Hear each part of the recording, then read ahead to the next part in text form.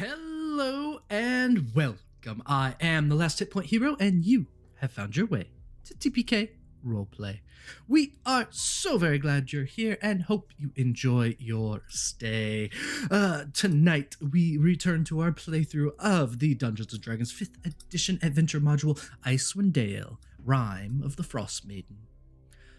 Colder and colder and colder and colder. First and foremost, no attempts to make the story child appropriate have occurred. This is a tale of cold isolation, alien incursion, and self-centered divinities. This actual play stream contains adult language, descriptions of violence, some light gore, scary images, and, generally speaking, a great deal of cold. Our players are here to warm the night. Safety tools are in place for the players, but you as a viewer do not have such a luxury, so if you run into anything problematic, feel free to step away, take a deep breath, relax, return when you're ready. We'll be here. But barring that, kick back, relax, keep all heads, hands, paws, and claws inside the stream at all times. Slap that follow button to join the wonderful world of TPK Roleplay. Click the Discord link that I am positive will spontaneously appear in chat at any moment. And, above all else, be good. That's the rule. Be good. A couple announcements before we begin. For the next couple of sessions, we are going to have a bit of a guest star with us, so we will get to those introductions very shortly. But before we even get there, TPK 2.0 is in full swing, so I do want to point out that joining our Discord is an excellent way to get involved with games. We have the brand new guild over in the Discord, which has off-stream games, opportunities to play. We have a number of fantastic creators at TPK that are making games, testing games, and the guild is an excellent way to do that. Already multiple guild games have popped up. All the fun, none of the pressure of the stream. Encourage you to come on out and take a look. I do know there will be another guild game announcement coming up shortly. Shortly, in the next few days, once I figure out a good date. But that is that. So, lastly, let's take a moment to introduce these fantastic players. Everyone here will say hello, introduce themselves and the character that they are going to be playing. And, as we see... I didn't come up with a question for the night, and that just occurred to me. So, the question for the night is, your character is in a rowboat, staring at an oncoming blizzard.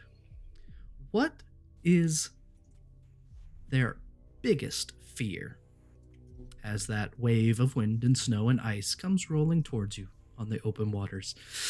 I think that should be enough of a delay to let some answers settle in everyone's minds. So we shall work our way around, beginning in the bottom right section of your screen. 17.3 times shinier than the Lighthouse of Alexandria. It's Foxy. Exactly 17.3. I'm marking that down. We got to find out how shiny that is. Hi, folks. It's Young Foxy, aka Big Foxy, also known as your favorite fox. Today, I'm back as Azarus, last of the Metal Guard, and facing an oncoming blizzard with all of his friends around him. I suppose Azarus' only real concern is his friends. They're all fleshy and get cold easy, so he wants them to not fall in the water, which he feels is probably cold. That. A good thing to worry about. Does Azarus wonder what would happen if a many 100-pound metal being fell in this water? He's not that dumb. He'd sink. Okay. Just wondered if it crossed his mind yet. God, that would be depressing. Continuing up. So Azarus doesn't have to breathe. He just has to walk in a straight line at the bottom of a lake for a while. But if he doesn't freeze all the way, what if he froze and he was entrapped, fully sentient, but unable to move or thaw? And then someone found him one day, like we found him. Except for he was screaming silently. For Like the Avatar, centuries. except worse? Yeah. I was gonna say Captain America. Also an option. Captain Avatar, no. Captain Azarus. Well, we'll have to see if that happens. Oh, God. Continuing up and around in the right center section of our wonderful visages, 6 times more powerful than the energy contained in a nuclear fuel rod. It's tea. Whoa, that's quite a introduction. I'm T, and my pronouns are he, they, and I play Brahm, who's a human paladin. His pronouns are he, him. And as far as Brahm's concerned, I mean, he has led a pretty landlocked life, but you know, no one can really escape stories of even the biggest ships tipping over and sinking to the bottom of the sea. So certainly that would be a concern, since no one can swim like 3 miles to shore. It's not happening, especially in cold water like this. So yeah. Well, we'll just have to see. In the upper right section of your screen, 8.953 times more colorful than a double rainbow. It's Al. Nice. My name's Al Lucart. My pronouns are they, them. And tonight I'm playing Mirth, our Dragonborn bard. And as the blizzard, this wall of blizzard comes hurtling towards us from across the lake, Mirth's greatest concern is whether he can hit the high note while playing Immigrant Song as it sweeps towards us, fumbling at a lute, panicking, tuning, also freezing to death and dying. So, yeah. It's the small things. It's the small things. Well, things. In the upper left section of your screen, our guest for the next 2 sessions, containing 3 times the complex isomorphisms as the 4th dihedral group. It's Sir Heckalot. That was a lot of words. I'm gonna have to look up a couple of those. Well, hi everyone.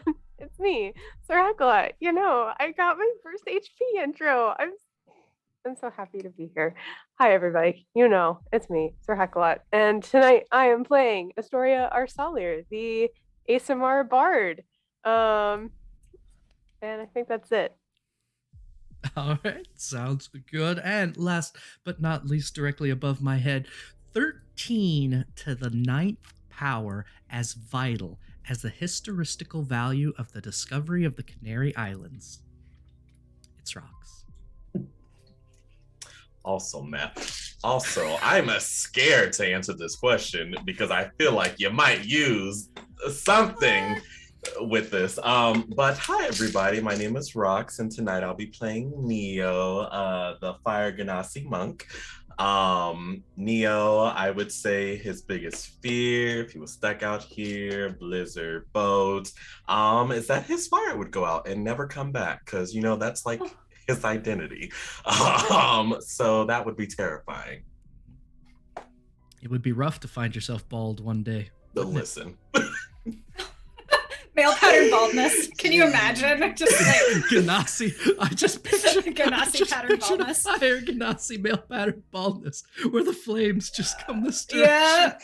There's like- Flames. They call it the. It's like a tonsured monk, just like raising every Oh, year. Like the no. donut of flames. He's got the Gregorian monk cut, just like a ring of fire. You know me. They call it the Ring of All Fire. bald They up call it the here. Ring of Fire. and Nobody wants the Ring of Fire.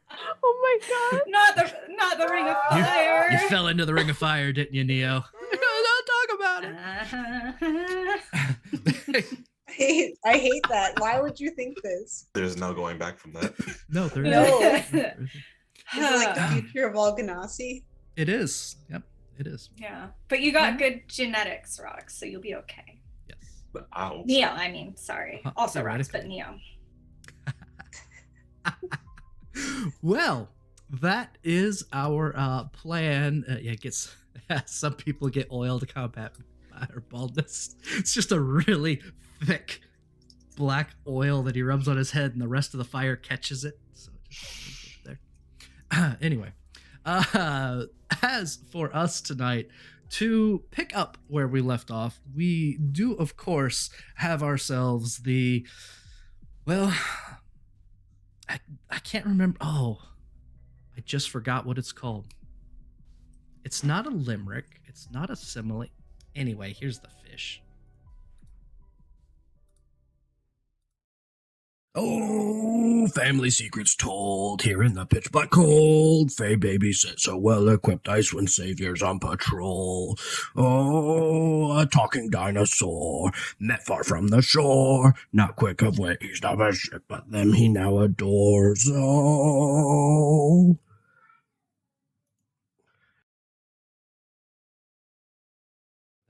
Ol'Bitey. We greatly appreciate the summary. As for where we are picking up in a small fishing boat in the middle of Mer du Ladon, 2.5 miles from shore, with an oncoming blizzard.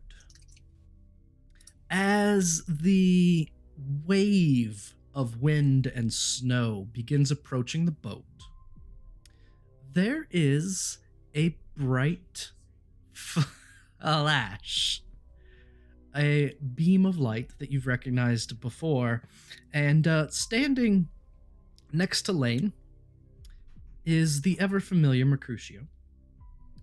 They have a dark black robe on, the hood partially covering their head, a off-white linen undershirt, actually under tunic and over tunic, and a strange metal tube in one hand.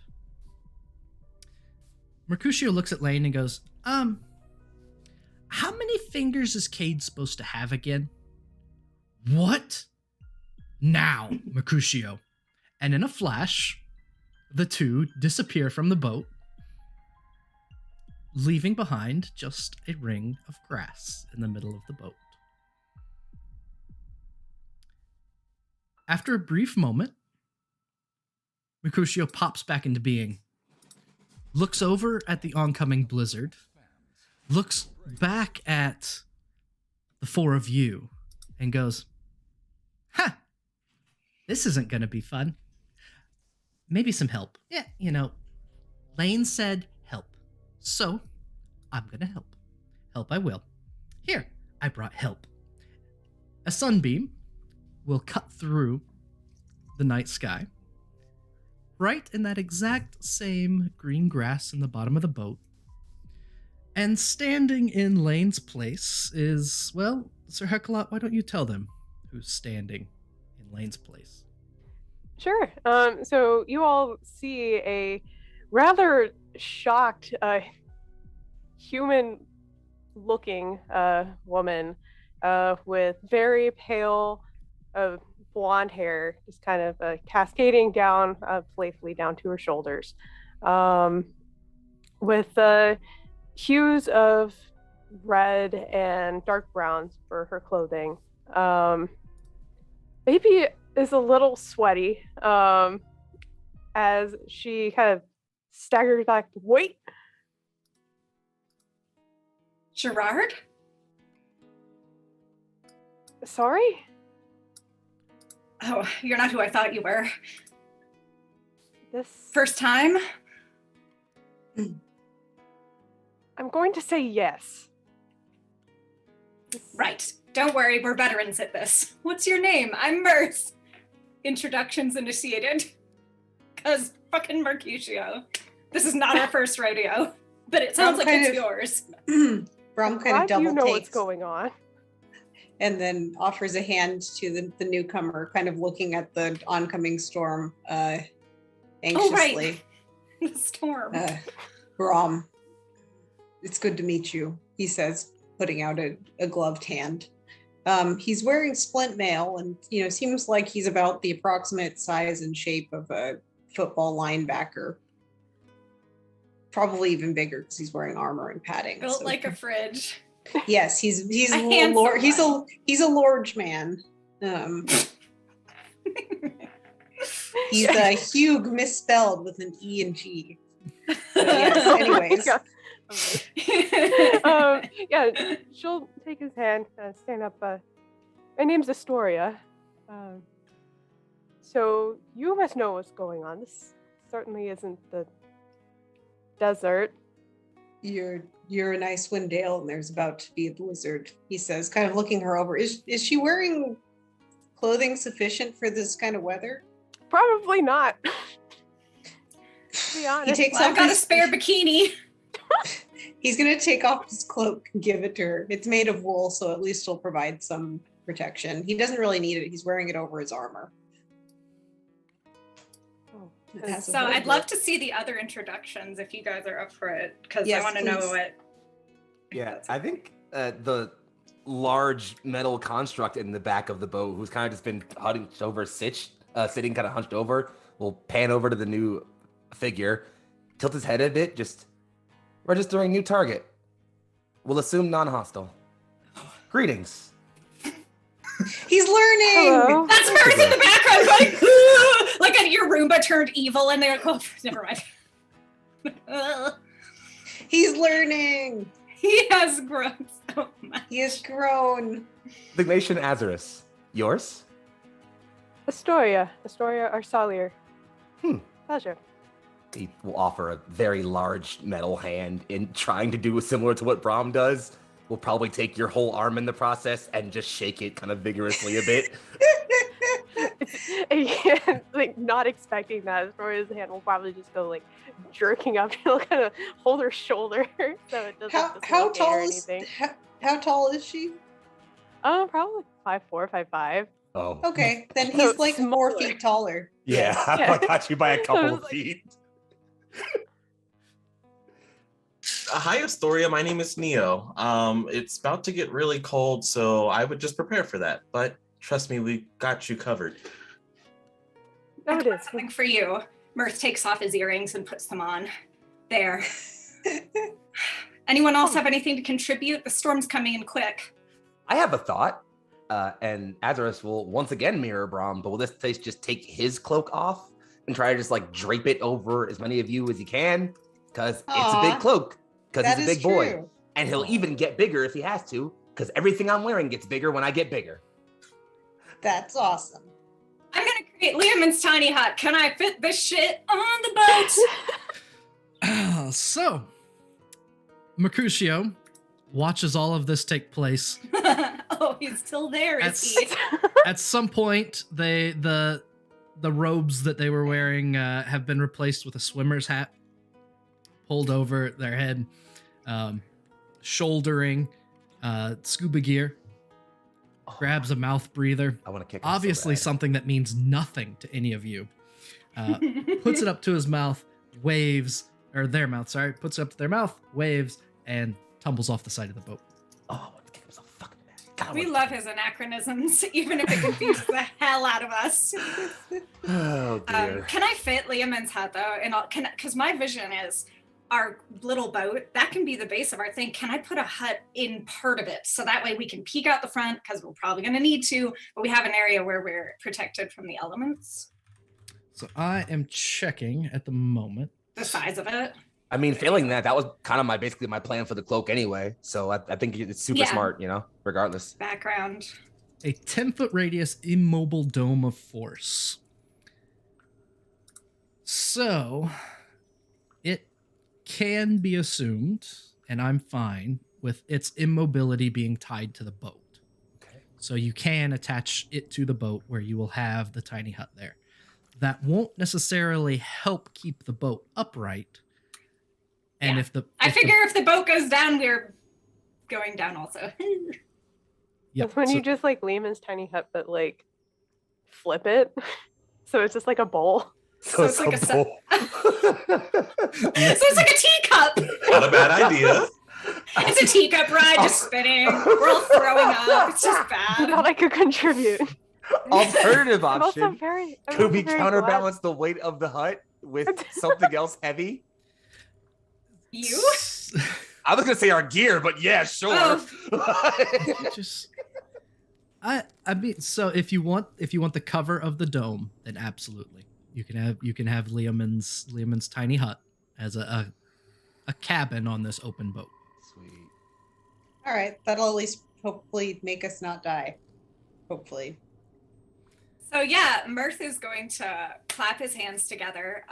Speaking of attire, Mirth is more practical than he used to be, but definitely probably the glitziest of the group.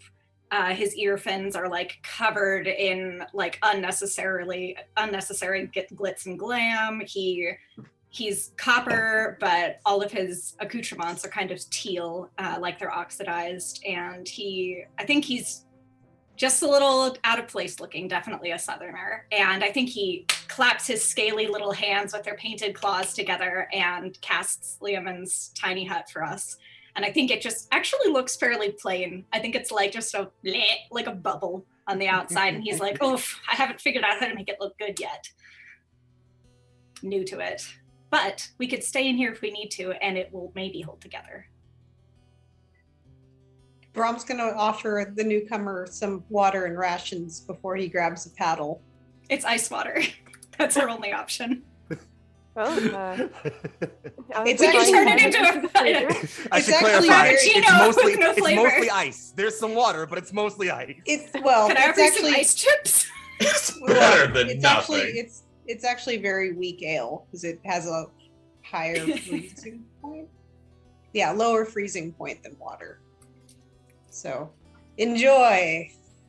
May I offer you an ice chip Appreciate in it. this trying time? Says Brom. Okay, so what else can we do to bolster the boat? Is there anything, I think pulling in the sail, we don't need that if it's out to be flapping about. Yeah, it's just gonna capsize our ship. Yeah, so we pull in the sail, we fold in all the things that can be folded in. Are there any extra oars on the boat by any chance? That's probably a tall order. So there is a spare set of oars. So not only do you have the normal set that's there, but also a second set. Okay, make sure that we know where those are, so that we can just, having that within reach. Rope, is that a thing? Could we tie ourselves to the boat? Because if we should get do knocked that. up, all right, we're tying ourselves to the boat, and it's going to be the really pretty ties. I'm gonna give you a really terrible bit of history. But also I'm gonna ask, are there any life vests or lifeboats? But also I'm gonna tell you, medieval people did not believe in even teaching others to swim because they thought it was kinder to drown if your boat capsized in the middle of the ocean. I'm not kidding. So Because they swam so badly. Where would you swim to if you're in the middle of the ocean? nowhere. They Yeah. thought that if you could swim, then you just suffer Move more. your point, dog. You know, you don't want any of that false hope clogging you up. I think that's Yeah, it weighs you down. Just Honestly, get it's so soaked. heavy. It's some very medieval thinking here. Yeah, definitely. Yeah, But- there's but- no wishful thinking back then. Only sad thinking. Lots and lots of sad thinking. So as for and my music stopped. That's funny. Unless it didn't. Astoria, where are you from? Do I recognize your clothing style? Are you a southerner or like? Out of anything, out of everybody's Astoria's clothing probably would look closest to Mirth's. Okay. But it's very much standard adventurer's clothing, but more geared towards hot weather. So she's clearly someone that is not. She can hold her own. Like she doesn't look like she's futzing about somewhere. We've had a couple of futzers. Okay, so she looks like she's done. I don't know what that means, but you've grokked me. So, okay, so it looks like she's done some adventuring and can hold her own. She doesn't need to be coddled too much, is the impression. No, She's got I some mean, calluses. Probably some Okay. calluses, but also if you're actually looking at weapons or anything, she does have daggers at her hip, a rapier on the other one. Mm-hmm. So she looks like a fighter. Brom is like trying to be very proper in the presence of a lady, like he's in court or something. It's been a long time since they've traveled with a lady, so he's just, mind you, he's gay, so this is motivated merely by I'm in the presence of a lady and I should be proper. But He's doing his best. There's some courtly manners going on. Everyone's getting a touch of courtly. Aww, Neo's getting a touch of swoon. courtly. Mirth's getting a touch of courtly. Swoon. I love when you do Azarus that. is getting a touch of courtly. Everyone. Very proper. So anyways, he goes up once he's done setting up, making sure everyone's okay and they're all tied in. He's going to go to the front of the boat with the big oar to row with Azarus. Azarus, you're going to have to sit near the prow and like do like double strokes. Don't worry, friend. I can handle those. All right. So are we going to kind of, are we going to basically stand back kind of at the entrance of the hut and be on support duty? Is that kind of the vision here? Okay. So We're just like adapt to whatever goes wrong on the boat, you know? Yeah. By the way, I just want to point out how lovely it is that in the party dynamic, we've been adventuring together enough that I sort of, correct me if I'm wrong, but I'm envisioning like the two bulky boys just automatically being like, okay, we got the oars, we're going up front, and we're all just moving like a well-oiled machine. Like, yeah, we know how this goes. And that's the skinny ones stay the fuck out of their way. Yep. Sit there and be like, do you need water? Or I mean, an ice chip? Like, you know. Yeah, Azarus just sees Brom doing big boy stuff and it's like, I do that. I'm gonna do that. Aw, you gotta be big boy good. together. We're Our guys. We're the men. We got the pants. Himbo bros right again. All right, let's do it. To victory. The Himbros to victory. They can make their own nightly order frat house when they get back. I love it. Let's do it. Absolutely. Oh, it'd be so good. As all of this is established, everyone's getting into position, everyone's getting ready. The boat begins to rock fairly aggressively. The wind begins to blow all the harder, and bits of ice start to tink off of the back of Azarus. The blizzard has reached here in earnest, and the entire lake feels like a wild horse bucking. And we're going to fade to a different scene as the blizzard covers all of you. I'm also going to check my DMs because that just lit up. Okay. Moving away from this scene on the boat in the middle of a blizzard is a small cabin on the outskirts of a forest far away from the nearest town. Waves of green light wash out the stars, casting a sickly gleam on the snow below. Once, the lights were purest blues, rich pinks, shades of reds and yellows, with only a bit of emerald green. Now, only the green remains. The priest looks up from his text. Huddled in the corner, as he has been for seemingly years, is a gnome in a fur-lined coat.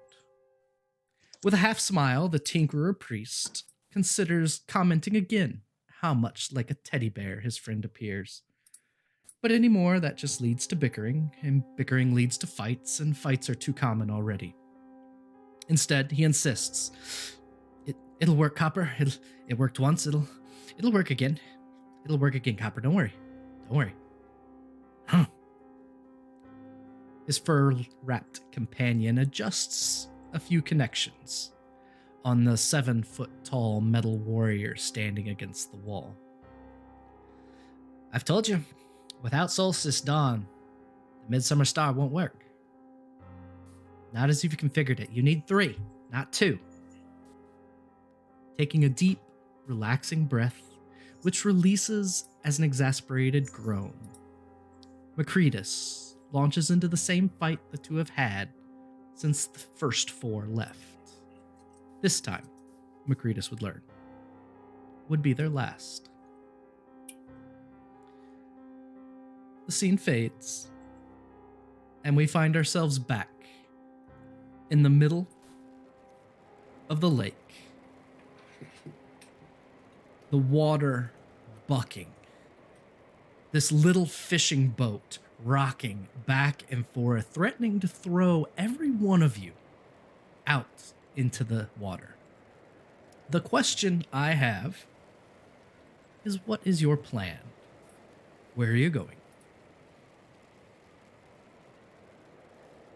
Heading towards the direction that the plesiosaur pointed out. Oh, what if we had the plesiosaur pull us with ropes? The plesiosaur's gone. About to say, I think they're gone. He's Well, been gone, that's fair, but he yeah. did point out where to go. Yep. Okay, we're Now, going that way. one thing I do want to ask, Mhm. relevant question. I meant to ask it earlier, but then I got distracted because things happened. Mm-hmm. Boats navigate with a compass. Is there a compass on this boat? So, while many boats do navigate with a compass, most of the knucklehead trout fishermen in Icewind Dale can't afford something like a compass. They've taken to navigating using the stars, which usually works just fine. But at the moment, isn't going to. Correct. All right, guys. Any of you have a compass? Nope. No? Yeah. Isn't You that do? just... Yeah. Oh, great. That's like an adventure thing we do, guys. You guys don't have compass in pack? Do you have rope in pack or ration? We have rope. Yeah. We have Pike? ration. I was made Okay. before compasses were invented. Multi-tool Leatherman? Like, Oh my god. do you know how to do a sail or not? Okay, yes, we have at least one compass if it isn't frozen as shit. It should still work. Yeah. Mirth, you're going to be navigator. Oh, yeah. You get to make sure that we continue to travel in the direction the plesiosaur pointed out. I've got this. The first thing that I need is, Rox, will you roll a d20 for me? Everyone can see this.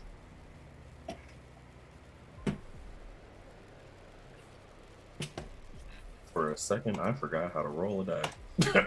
Here we go. Relatable. 13. 13. The wind blows and the waters rock, but there's nothing unusual about what's taking place. What I need is I need two of you to make athletics checks in order to keep moving forward.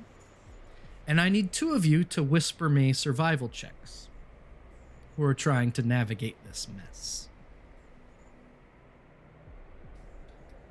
I'm gonna pop my Frost 11. rune. So yeah, Frost Azarus settles into getting into row and like kind of looks around because he wants to focus in a bit harder. A couple of blue runes begin to glow around his shoulders and neck as his Frost rune activates, and now I get a +2 on this ability check using my strength. So here comes that sexual athletics. It's not a good number, but I add +2, so it's 9. I 9? rolled a nat 1. Okay. Ugh. I got So- a 11, I think. Both of you find yourselves at a bit of a disadvantage trying to keep this boat going the direction it needs to be going. Brahm is able to hold on fairly well, but the oar that Azarus is trying to pull on slips out of his grip and just starts waving wildly. That doesn't seem good. Let's go grab and back up.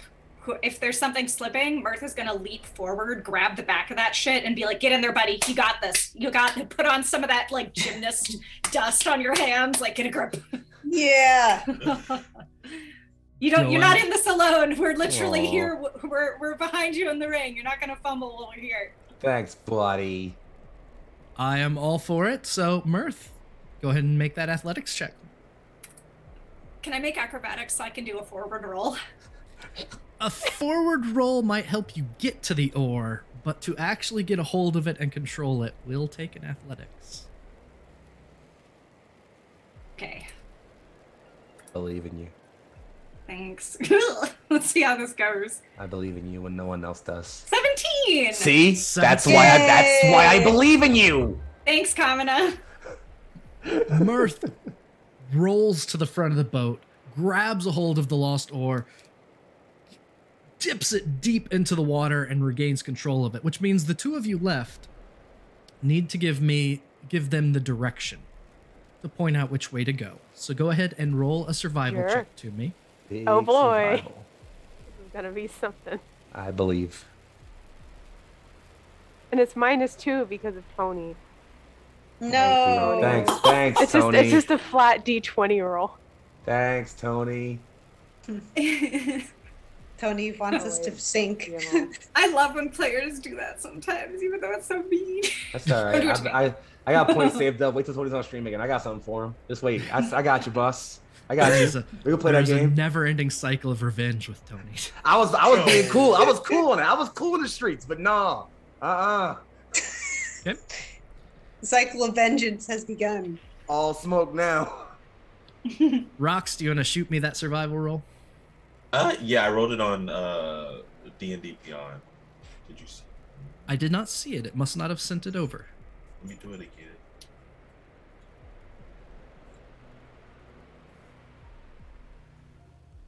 I saw the one that you did earlier, so it should have. It didn't come through either. Okay. That's Do you weird. have dice animations on by any chance?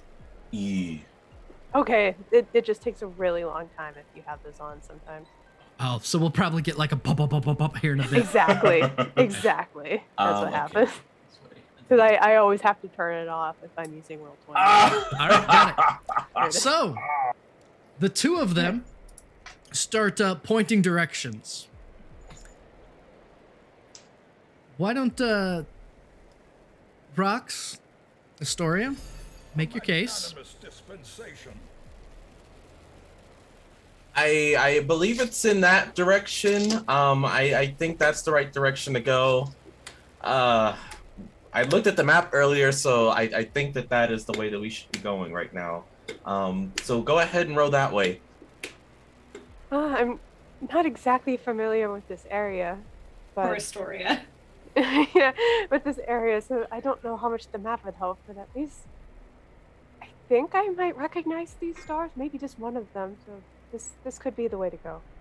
And they point in different directions. Great, cool. Oh, no! So, listening to the three of you that are rowing, the new person or the established? I mean, Azrael is going to trust the fearless leader personally, as they've been fearlessly leading us for a decent time now. Yeah. Not that Astoria shouldn't have to feel the pressure. Yeah, no of- offense, New Blood. You're doing great. But, like... Yeah, just Oh, she I'm just doesn't. trying to help. Poor thing. Yeah, she's just like, well, guess I'm here now. Like, Just survive at this point. There's a blizzard. for real. Oh my god. So you start rowing, and your goal was heading toward Lonelywood, correct? The direction that was pointed? All right, so what I am going to do is I'm going to move you on this little... as I find it, where'd it go? Way too many windows open. So you make some progress. The wind keeps blowing. It causes each of you to pop out of your seats. It causes the boat to creak. And it continues coming down heavy. Sir Heckalot, could you roll a d20 for me? Is this hidden or no? Nope, everyone can see it. All right. 19. Big number. I wish I 19. had gotten that on my survival roll. That is a big number. Is it a good big number? The wind blows, the ice falls, but nothing unusual happens. Sounds like a good big number. I'll take that. All right. Since people want to play games like that, I guess if we're back around, right? We're back around. Cool. So, All it right. would be good for Brahm and Azarus to make your Yep. athletics checks to see if you feel good about that. Adder's gonna turn back, recognize Mirth going all Super Saiyan on catching the ore. We'll just pat Mirth's back as his hand begins to grow along with the rest of him. Takes his hand out as he enters conquest mode. And just, you were incredible. I'll take it from here. Mirth beams. And now that I'm in loves it conquest when mode, Azerath does. So listen, cool. listen, you're great, all right, and you should be great. So here comes this athletics check. It's dice flat because it will be disadvantaged because Tony hates me, but I'm in conquest mode now, so it's flat and still +2. Perfect. Fight me. Good roll. You've got a great. You get a hold of the ore. It dips deep in the water. You've got full control of it. Doesn't slip through your hands at all. Brom, what was yours? 23. 23. Oh wait, that was. I read that as Azarus's. What'd you get again? 22. 22. The two of you have absolutely no problem controlling that. So it gives plenty of space. There's no pressure on Mirth to fill in that gap. So if the three of you want to make survival rolls or do anything else that you think might be helpful, feel free. I'm going to grab a popsicle to be more in the mood. Amazing. Grab an ice chip. So we're allowed to Okay, so I'll contribute give it in a some shot. way, Yeah, right? you can contribute. You can contribute, or you can either make a survival roll or do something else. I just need 2 survival rolls. Okay. That are secret. Okay, I'll do a survival roll because I will scrabble back to the compass. Okay. And I'll also be like, everybody check your ropes. You know, All right, I'll start try to do checking that. Reddit. Oh my god. How do you get off a frozen lake? Hurry, no Oh signal. my god. Okay. Go ahead Oh, and no. send that survival roll just to me. Oh no. Okay. And then Astoria. I already have 2 survival rolls. Do you want to? Oh, you sent 1 too. Okay, no problem. So Oh, you Sizzle- meant like an actual popsicle. I thought that was in character. That's great. Did you not see him get up and walk away? No, it's just looking at my other I screen. mean, I don't think Brom would. He'd maybe eat ice cream if it wasn't cold here, which I feel like would probably defeat the purpose of wanting to have ice cream in this sort of society. But anyways, So, Mirth and Neo both point in the same direction, while Astoria points a different way.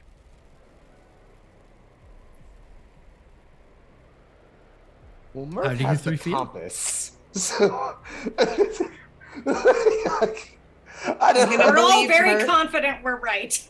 Okay, but then again, and this, I love you. You know this. It's also Mirth who has the compass. So arguably, reliability isn't drastically improved either way. Only you can save forest fires. Oh my Exactly God. my point. Screw it. We're going with Mirth. I trust you. I love you. Let's do it. Mirth, Okay. Mirth. Rod, the Confident, following along are getting killed on your watch. confident that you think maybe it's the right way to go. You, Well, Neo said so too, right? Neo said so Uh-huh. too. Okay, cool. You find yourself moving closer to shore, maybe. You can't see the shore from here. The snow is obscuring your vision at this point. There's not a single star left. There's nothing but the wind and the clouds and the terror, and suddenly a small being tugging on Astoria's pant leg. You again. You look down, wearing a bonnet and an apron with a small metal pail, is Mercutio. You know what? You look like you could use some help. Oh. Here. You are not incorrect. And hands a what looks like a glass jug, kind of a small glass pint milk jug up to you. Okay. Well? I'll take it. You reach down and it's basically just a vial. You look in it, and In the very bottom of this glass vial, there is what looks like green grass, tiny green grass in the bottom. And there is a small cow grazing in the bottom of this vial. Mercutio takes a drink of milk from the metal pail, massive milk mustache across their lip, and goes, "It'll help," and then What disappears. does that mean? Wait. Well, This is the good table. You have a cow in a vial. nice. Use it. Throw it right now. Let's figure it out. That's such an Etsy thing. Actually, though. It's a Pokeball. Just throw it right now. Let's figure out what it does. Cold Hands merch. Explanation point merch. Actually, I think it's swag. Hold on. Yeah, it's swag. It's swag. There we go. A bow vial. Perfect. That's what you on your character sheet. Write a bow vial. A bow vial. Oh, I hate great. it. Amazing. Thanks. That's Yep. so good. You What make happens if you- progress. Oh, sorry. What happens if you drink from it? I Do would it. have- if you drink a Only small one way to cow out find of a out. vial, Oh, God. Literally do it. I don't know why you'd want to. It just gets stuck in the neck. You're just like a boba. Okay. Now, thank you for the good table, Purple Phil. As for the rest of you, the storm is still blowing, and I need the wonderful owl to roll a d20 for us. You want a secret or normal? Normal's fine.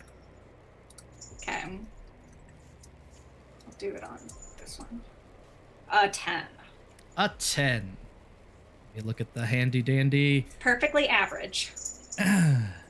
As the wind blows, a wave comes underneath. You crest high up to the very top, come down the other side, and there is a lull in the storm. You think it will be a little bit easier to go the way you mean to go. So, I need my athletics checks, anything extra you might be doing to help, and at least 2 survival checks sent in secret. No more need to worry about disadvantage. So this one's made at advantage. I have so many questions for Astoria, but it feels like it's not the appropriate time. Oh, we're about to be hunkered down to Blizzard. There will be Well. time. I'm off for 2 episodes. It's gonna be great. I have 1 survival check in. I think Astoria is gonna spend this time figuring out like what the heck this cow is supposed to mean. Like, what am I? Like, I saw the milk, so I was like, do I milk this cow? Like, what do I do? I will save you the difficulty of trying to figure out Mercutio and just say, you've got a cow in a vial. Who really knows? An unlimited supply of milk. You can always try something and see Tiny what milk. happens. Okay. Tiny milk. You can have an unlimited supply of tiny milk, It's a pill of small milk. but only a thimbleful at any given time. Hey, some love thrown at Azarus. Thank you much. I need at least 1 more survival check and then the 2 athletics checks from our rowers. Who hasn't survived? I'm trying to share roll time. Neo, did you do a roll? Do you Neo want has to? rolled. Oh, okay. Astoria, do you want to do a roll? I can try again. Or do you want to I don't milk the know. cow? Either one's fine. I think he's going to try to milk this cow, I guess. Okay, Okay. Jared, do you want to roll? So Brahm and Azarus have athletics checks to make. Oh, okay. But I'll roll then. Wait, what did I get from Chad? I missed it. +2. Sweet. That makes my That's athletics an survival. 18. Oh no! Uh-oh. I'm gonna use my +2, which will give me a grand total of 9 for my 9? survival. All yeah. right. Oh, is that supposed to be secret? Do you want me to roll Oh, again? no. It is supposed to be secret, but that's okay. Sorry, guys, I ruined it. It was a really horrifying roll. And it's We're great at Mirth this. just yells that. Guys, I got a 9. What does that mean? everyone just turns. What is that? Astoria, so I know you want to figure out your cow, but Sorry. there's a couple things you notice before you decide what to do. The first is Brahm slips off the oar Rip. and loses control of the oar. No. And Neo and Mirth are bickering with each other over which way it is, pointing in different directions. It's 9. Oh dear lord. It's not 9, it's the other way. What does that She knows she's probably not quick enough to like get the orb by running to it. So she is going to try to catch it with a mage hand. Okay. Smart person. She is a lore bard. Usually, Mage Hand is only a couple pounds, but I will let you make an Arcana check to Alright. use it creatively. That is better than my athletics. So we're gonna try it. Oh, it's at the top of the list, of course, because it starts with A. You officers. 21. All right, you are able to modify your Mage Hand sufficiently to get the leverage to put the oar back in Brahm's hand, so that Brahm is able to get a hold of it again, get control, and between the two of them in the front with you helping, you definitely go that direction. However, Neo is yelling Weast, and Mirth is yelling Mouth. Weast. Yeah, I thought you said Weast. The worst. Weast and Nouth. Weast and Mouth. So Both rowers, look really confident. which way? Brahm was not paying attention to the argument because he lost the oar. So he thinks Astoria, and he's gonna do. He's gonna believe Mirth. Okay. No, I'll stick with him believing Mirth. Okay. You point as far as all of you know. You make some more okay progress, at least. At least you hope it's okay progress to shore. While I do something completely unrelated that you don't Sure. need to worry about. Oh. Yeah, definitely. Cool. But yeah, he'd thank Astoria for returning the oar. Got you. Thanks, he says, and he keep rowing. He looks like he might be getting a little tired. It's hard to tell. He's probably sweating, even though it's really cold out, because that's what happens when you're wearing like 4 layers and also rowing. Armor. Do you need All the things. to switch out? No, I'm fine. Do you need a snack? No, I'm gonna be cold when this is done, but I'm not cold yet. You're doing amazing. Thank you. You are doing very well. Now, next time we can go east. That would be very nice, because that will get us in the direction we need to go. Weast. I think just to make it worse, because we're all dumb as shit, I think Mirth nods and says, "You can have a turn." Like that's how this works. T, I need a D20 from you. Oh, we're gonna die. Everyone can see it. That's fine.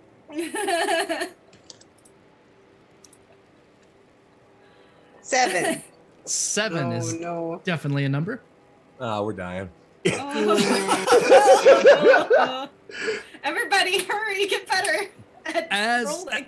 As you're arguing over Weasternouth, the wind begins to pick up. Ah. And that lull completely goes away. Yep. The winds become erratic. The boat lists back and forth. You can't keep it straight no matter what you do. And things are not going great for the Cold Hands crew. Yep. Looking bad.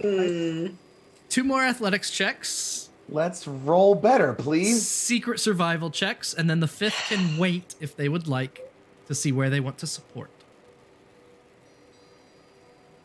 Real to survival. These are secret. this time, Metal right? Gear Survive. All right. Metal Gear. You just get in a box. Metal Gear Survive. Oh no, it's a game. I mean, we already have a tiny hut, It's so awful. we can just get in that. Yeah. So a 16. I think that roll 20 is causing me problems. I'm going to reload my roll 20 real quick. Yeah, I was acting really strangely yesterday too. Mm-mm. We don't Because know what was going on. I was not saying Azarus's rolls at all. Oh, I was rolling D&D Beyond, boss. Okay, well, then I didn't need to restart it, but that's okay. Good to do it anyway. You know, just to give it a bit of a refresh. You know, keep it on its toes. You know, yeah, keep it. Let it know that if it misbehaves, I'm not above hitting the reset button. At all. Not afraid to. So, 25, Brom, by the way, for the athletics. 16 to 25. The two rowers are in sync. They have gotten used to this. Brom and Azarus have their own little chant going on. Oh my god, they're probably doing like the war callback thing like you do when you're stepping in line. Ah, it's so great. Like the march chant. Oh yeah, that's probably a good one Yeah, to it do makes while sense. you're rowing. It's fantastic. Now Good they thing just need a Adam's been done. direction. Yeah. So I have one Iconic. survival check sent to me as Neo points Sorth. Oh, God. Who else wants It's just a should I- T-pose at that point then. Sword. Establish dominance over the blizzard. Oh my god. That's the worst. Who should roll the second survival? I want to make sure I'm not hogging rolls. Astoria, do you want to do one? Optional. I can give no it a pressure. shot. Yep, You don't have to do drugs. We're just Okay. gonna try it again. We're just Okay, gonna try go it ahead. again. Alright. One of these has to turn out well, right? Yep. The odds say maybe. Maybe. I have a always say that, though. non-zero chance. A non-zero chance. So, Astoria, you see Neo pointing Sorth, and you go, yeah, that's the right way. And the two of them agree. Well, How do you... I'm gonna I like the way he believe them. thinks. Okay. Sorth it is. Sorth it is. No. Or yes. Maybe yes. Who knows? Who knows? We have magic and dragons in this world. It could be the right answer. So as far as you know, you make progress closer to Lonelywood. And there's no way that I'm moving something else. Ominous. All right, perfect. The boat continues to just buck and writhe and be thrown about. You're thrown out of your seats. You're thrown into the floor. You can see just barely lights in the distance. So you think that maybe you're almost to shore. So Foxy, could you give me a D20 roll? I certainly can, boss. That's an 8. That is an 8. As the boat starts pushing through the waters, there is a audible splash Nessie. above the rest of the noise. And then another. And then another. And you look around, and an entire school of knucklehead trout are jumping out of the water, disturbed by the storm, flying to the air Nature. around you. Some of these trout are, no more than about 2 feet long, but a few of these trout are 4.5 or 5 feet, flying out of the water like green-scaled dolphins with huge, bulbous, ugly heads, flopping and flying, and the number just keeps picking up. And 6 of them go right over the top of the boat. And as they do, the first one slaps its tail across Azarus's head as it goes over the top. Ow. Uh, Very rude. nature is beautiful. Oh, nature! Keep that fish. That's dinner.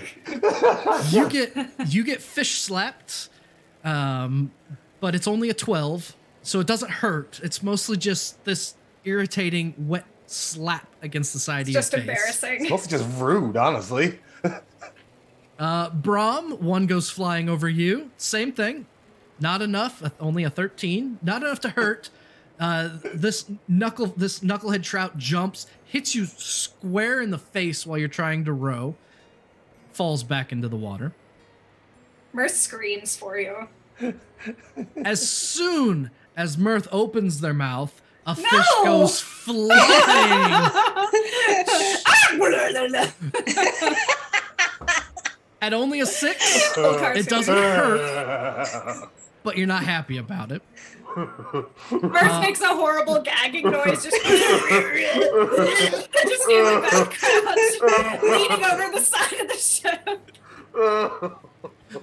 Only a 10 as one of them hits Neo, bounces off. These fish are terrible at what they do. That's 1, 2, 3, They're 4. horrible. A 1 At least is a buy me reroll. dinner. A 1 is a reroll. Oh a 1 my is a gosh! reroll. A 5 is Braum again. As one goes flying for Braum. A 21 to hit Braum. Oh, well, okay. Well, I'm pretty sure that hits. A 24 to hit. As This thing you just take- comes out with its flipper, not even its flipper, and it just like It just Basically. pulls out like it gives you double the like chancla. gun. Yeah, no, it pulls out 2 little guns and it's just like I'm no longer asking. A particularly large knucklehead What's trout, happening? probably about 5.5, 6 feet long, comes flying over the prow of the boat directly toward Braum, and there is a resounding as you get tail slapped so hard by a fish that it does 5 damage to you. ow. Brom Oh, ow! That's horrible. Brom cries out but does not let go of the oar. And does not Aw. fly across the boat, thankfully. Are you okay? I'm fine, he says, and he kind of like rolls back into position, keeps rowing. Isn't nature wonderful? Isn't nature beautiful? And the last one, with a... I just know it's gonna hit Braum again. The last one goes to Astoria. No. And no. At least once. No, A- don't touch her. an 18 to hit. Perfect daughter. Yeah, that'll hit me. Rude. Wait, As- no, I'm gonna cutting words this because I'm a lore bard. Okay, go ahead.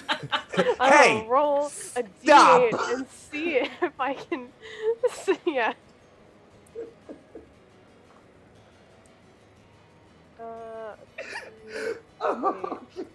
Dang, it's a 1. Never mind, it still hits me. It still hits you. Oh, So- no. Humbled. What do- we what are do- being humbled.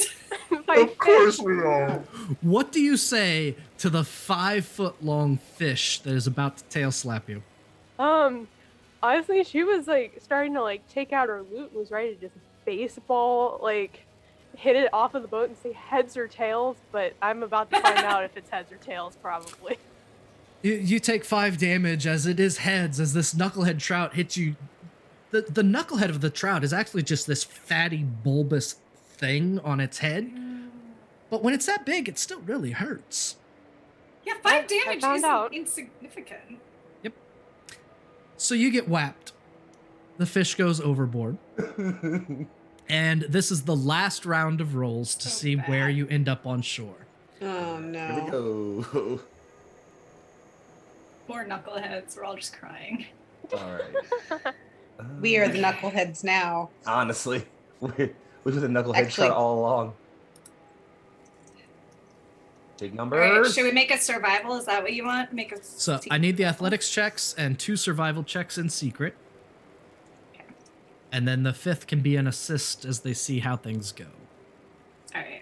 I've got a 17 on that survival. Oh, yeah, sorry, 25. athletics. Ooh, big numbers. Good So job. Braum and Azarus, regardless of being fish slapped, have no problem at all holding onto the oars and keeping control. Neo says, you think that shore is really close that direction. And Mirth agrees. Oh, We're going to believe them. Okay. yeah. Imagine having a brain cell. Between the two of us, there's just a faint flicker. If that. A faint spark if you rub them together hard enough. We're both sweating. Y'all are It's too like trusting. the lemon plus like the penny experience. You know? When you're like a little kid. Oh, that's so funny. Oh my god. Nina and I are bonded. We've ridden a griffin together. We know how to do things, so. Y'all are doing fantastic, all right? You're doing great. The blizzard continues blowing. There are some lights in the distance as your boat rather suddenly is shoved ashore just a little bit south of town. Sorth. The blizzard is still going. You're not sure for how long. Do you want to try and push through to get to town? Which town? 11 town. Let's see. 9.5 towns. Oh. Town. Maybe we should wait for the blizzard to pass first. The Blizzard to blast. Well, I agree. blast. Let's not push our. My suggestion is let's drag the boat up on there, get in the hut, and then see if we can just wait this out. Because the fact we even made it through is in and of itself pretty miraculous. I feel like we don't need to test fate by being like, haha, time to skip to the loo. You know. I don't know what Fair. that means, but yeah. Let's do it. Sounds like a plan. You make it to shore. The wind is just roaring. The ice and the snow are falling. You drag this boat up on shore. Azarus is... how long's your battle mode last? A minute? Yep. Yep. So that expired a long time ago. You've been out in the waters for probably 2 hours Oof. fighting against this blizzard. God. Oof. You Brom do will make... give you a little bicep rubby. You're able to make it ashore. You pull Brom in. blushes. Brom is exhausted. Even Azarus, you can feel soreness within your mechanical muscles. I didn't know they did that. Brom is like wheeze. He's so tired. He's very sweaty, and it's like that. It's like that from someone who has worn armor. It's like that horrible state when it's like cold outside, but you're hot, and then you reach that point like where the cold and the hot like kind of come together, and then your sweat starts to freeze. I hate that. Hate that. Mm. Yeah. And then your hair starts to freeze too. Also hate that. So that's where he's at. He's Is everyone starting to accounted for? Thank get you, cold. rowers. Happy to help. Uh, Are Yes, you all that was thank okay? you for incredible. trusting us. Glad we could help you. Thank you for getting us And there. Neo, you're so smart, Neo. Without you, we could. And just like really sincere, like heart, like cringily sincere, like within the circumstance of this narrative. Like you're amazing. We couldn't have made it without you. And Neo just looks worried. He just looks worried. And then Mirth looks at you, Astoria, and like says, I think, I know this isn't the greatest of first impressions, but bear with us, and we're going to make sure that you get home okay at some point.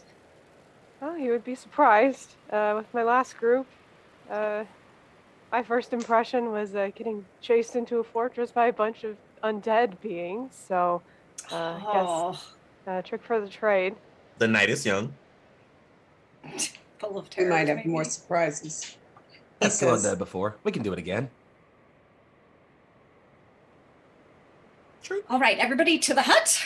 I was assuming it took place in the hut. I need Sir Heck as our guest. Would you roll 2 d4s for me? Will do. 5, a 4, and a 1. You went out onto these waters in the middle of the lake at about 10. You spent about 2 hours or so. It's kind of hard to keep track of time in the middle of all the chaos. And then find yourselves now on shore in Lehman's hut. The blizzard continues to blow for 3 more hours. And it's about mid-afternoon when the winds start to die down. When everything starts to get quiet outside once again. and there is a stillness.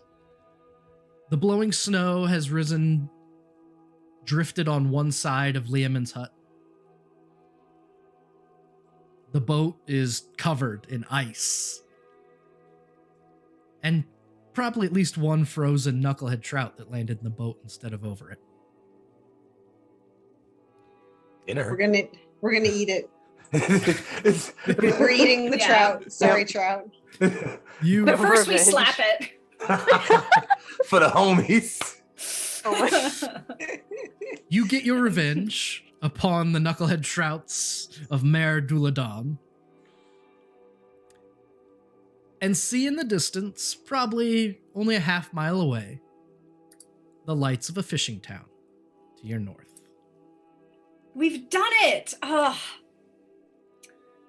I really Fantastic. hope so. Nia would have Probably make it- also like melted the boat because they have to return that.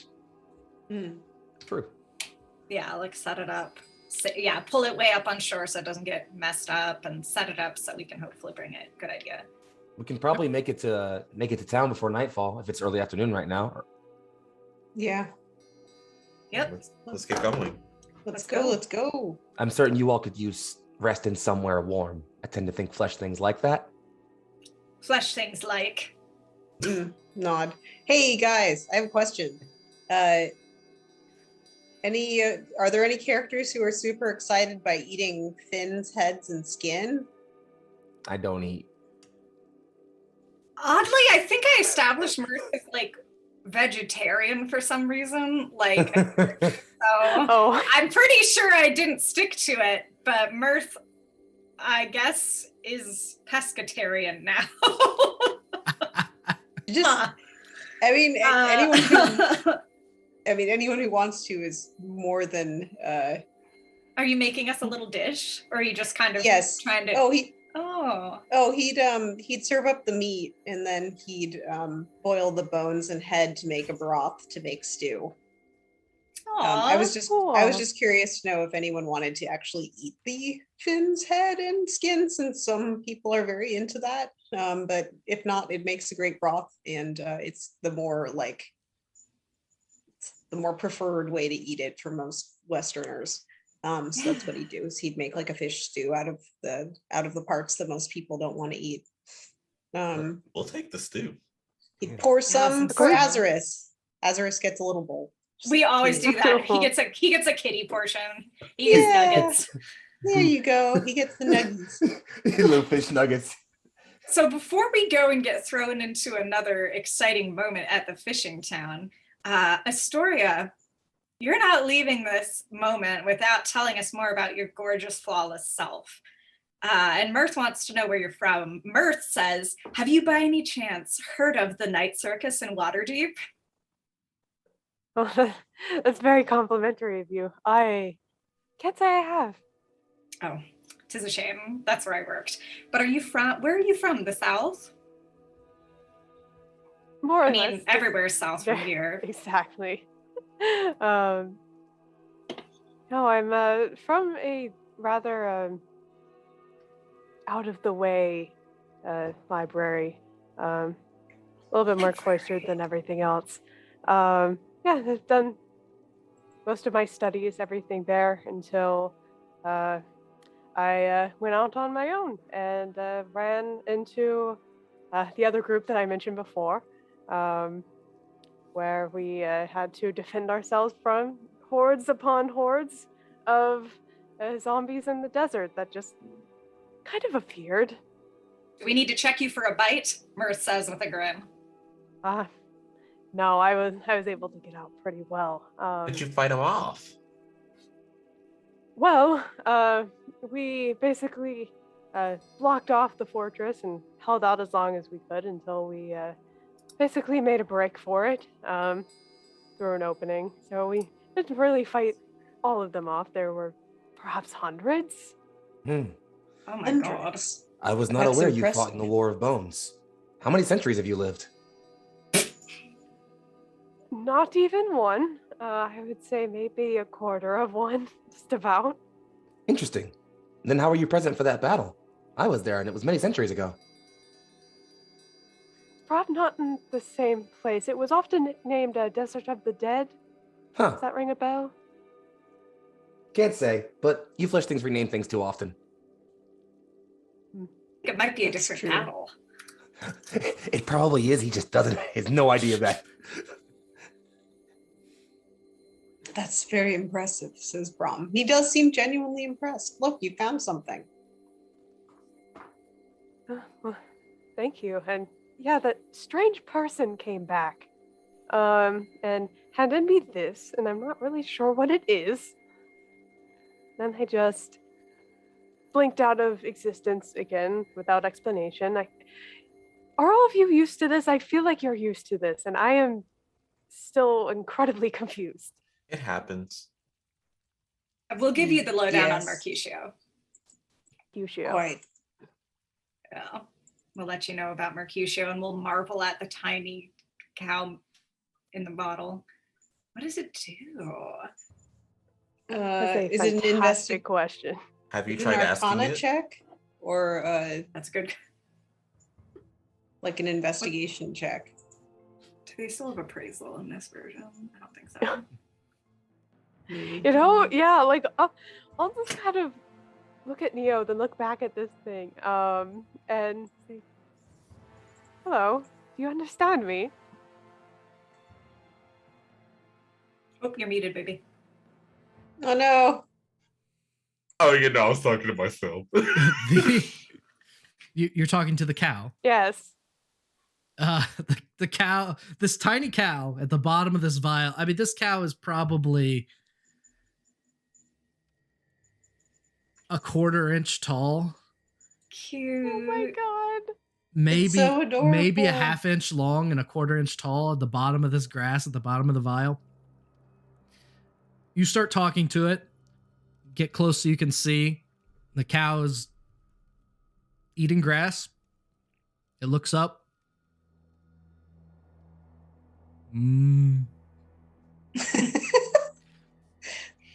I think it Oh, does. to be a I'll tiny consider cow that a in maybe. vial.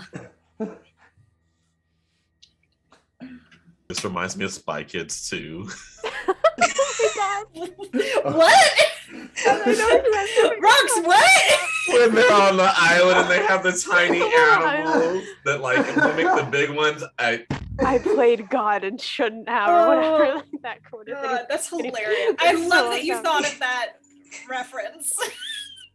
You're just correct. You're just correct. It's so good. are you both Okay, like yeah. this? Is there something that I could roll or whatever to like maybe ascertain the nature of this? Brom tried to Arcana check it Oh. with the 16. I don't know if that worked. Well, so as far as magic goes, there are many magics that can shrink things down and put them inside something else. Often, the effect either wears off on its own, or if the container is somehow special, it will wear off when whatever's within is taken out. Maybe you can tip the cow out if we need a cow. Pun intended.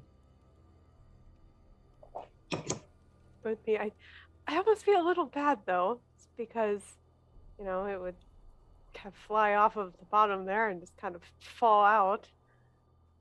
It's It- probably a novelty. We should keep it in there. It hasn't Nod. seemed bothered. Like, it doesn't. If you Oh? shake the bottle a little bit, the cow just kind of stays on the bottom. Oh, okay. Yeah. Maybe we need to break the bottle if It's we're a going to cow. use it. Not that we should right now, but There is a stopper on the vial, on this little Uh-huh. vial. So. Yeah. I guess she's gonna get like. She probably has like some type of like cup or like some type of supply, like camping, cutlery, all that kind of thing. So yeah, she'll take out a cup and just kind of like. There doesn't seem to be anything in there, but she'll just like pour out. See if that does anything. You want to pour the cow out of the vial? Sure. uh-oh. Okay. You take the top off of the vial, and as soon as you do, the cow just kind of goes, "Mm-hmm." And as you start tipping, it starts sliding. You could, when the top was on, it wasn't moving. You could rock it, and it would just feet stay on the ground.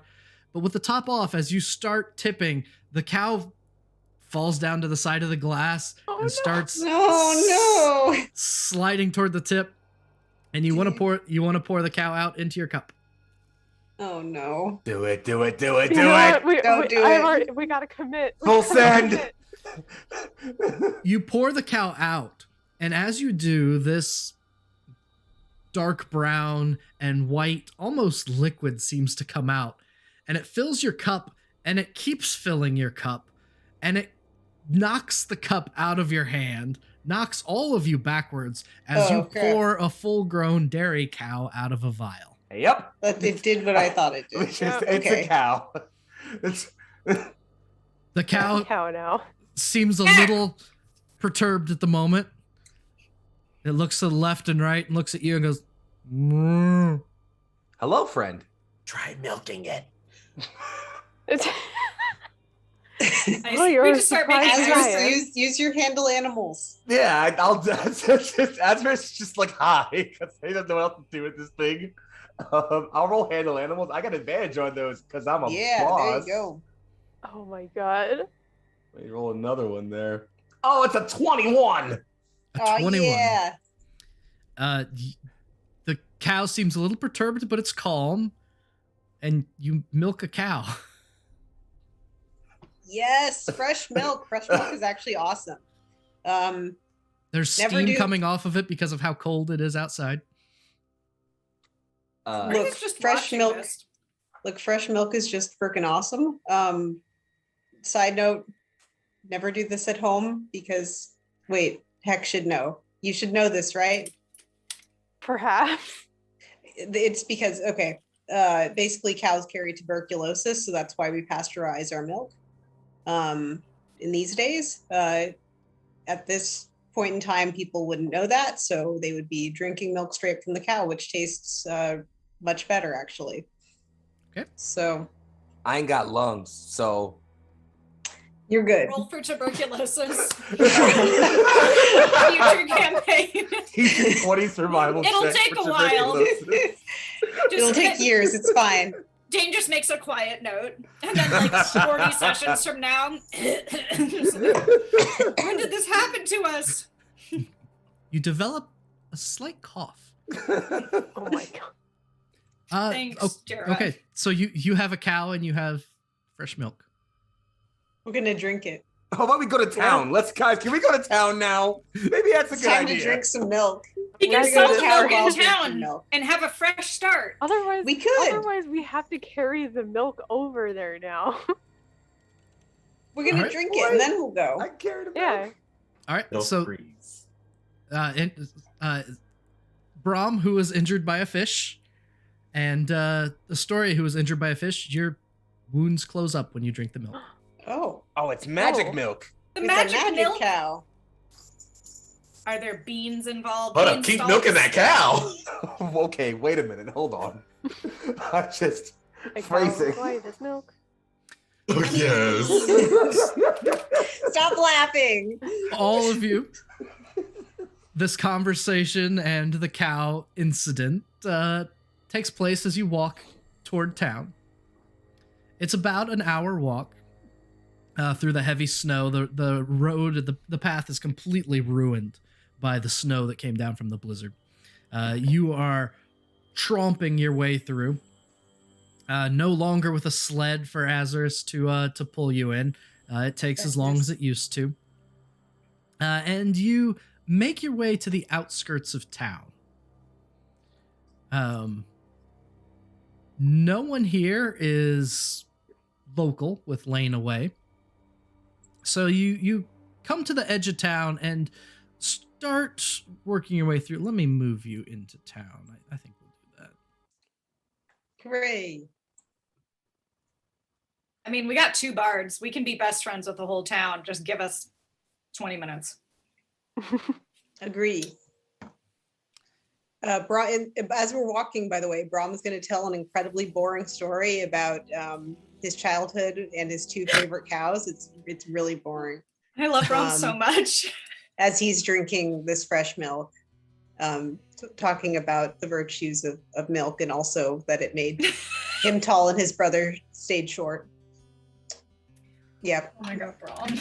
Anyways, so that is a thing that he would have done. And we'll fill you in on what's happening up here, because it's important that you know that there's a vindictive ice goddess who has cast a supernatural malediction upon the lands that means that they haven't seen sunlight in forever, and we're trying to both find a treasure and restore the land while taking out cultists and various other cursed enemies. Lovely. Just inside town, everyone is seeming to get back to normal with the blizzard that has passed. This part of the lake has not frozen solid, and there's a very active docks. A lot of light shining, a lot of lanterns are out, people are moving about. And as you get to this first crossroads right here, there is a kid at the crossroads with a stack of broadsheets tied with twine, and one in his hand. And this kid can't be more than 8, 9 years old. And said, and as you start walking forward, we'll have this, and then we'll do a quick break. This kid's going, extra, read all about it. Execution inevitable in Lonelywood. Gym mines closed. In Termalaine, all sorts of bad stuff happening. Still no sun. Extra, read all about it. Execution, he says, and he just No Brom sun. strides right over to go look and see what the heck's going on. We'll follow.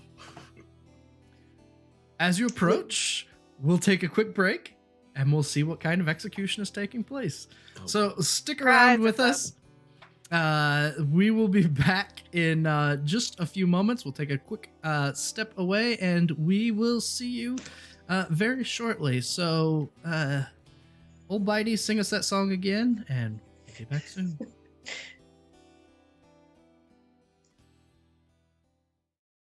Oh, family secrets told here in the pitch black cold. Fey babysitters so well equipped, Icewind saviors on patrol. Oh, a talking dinosaur met far from the shore. Not quick of wit, he's not a ship, but them he now adores. Oh.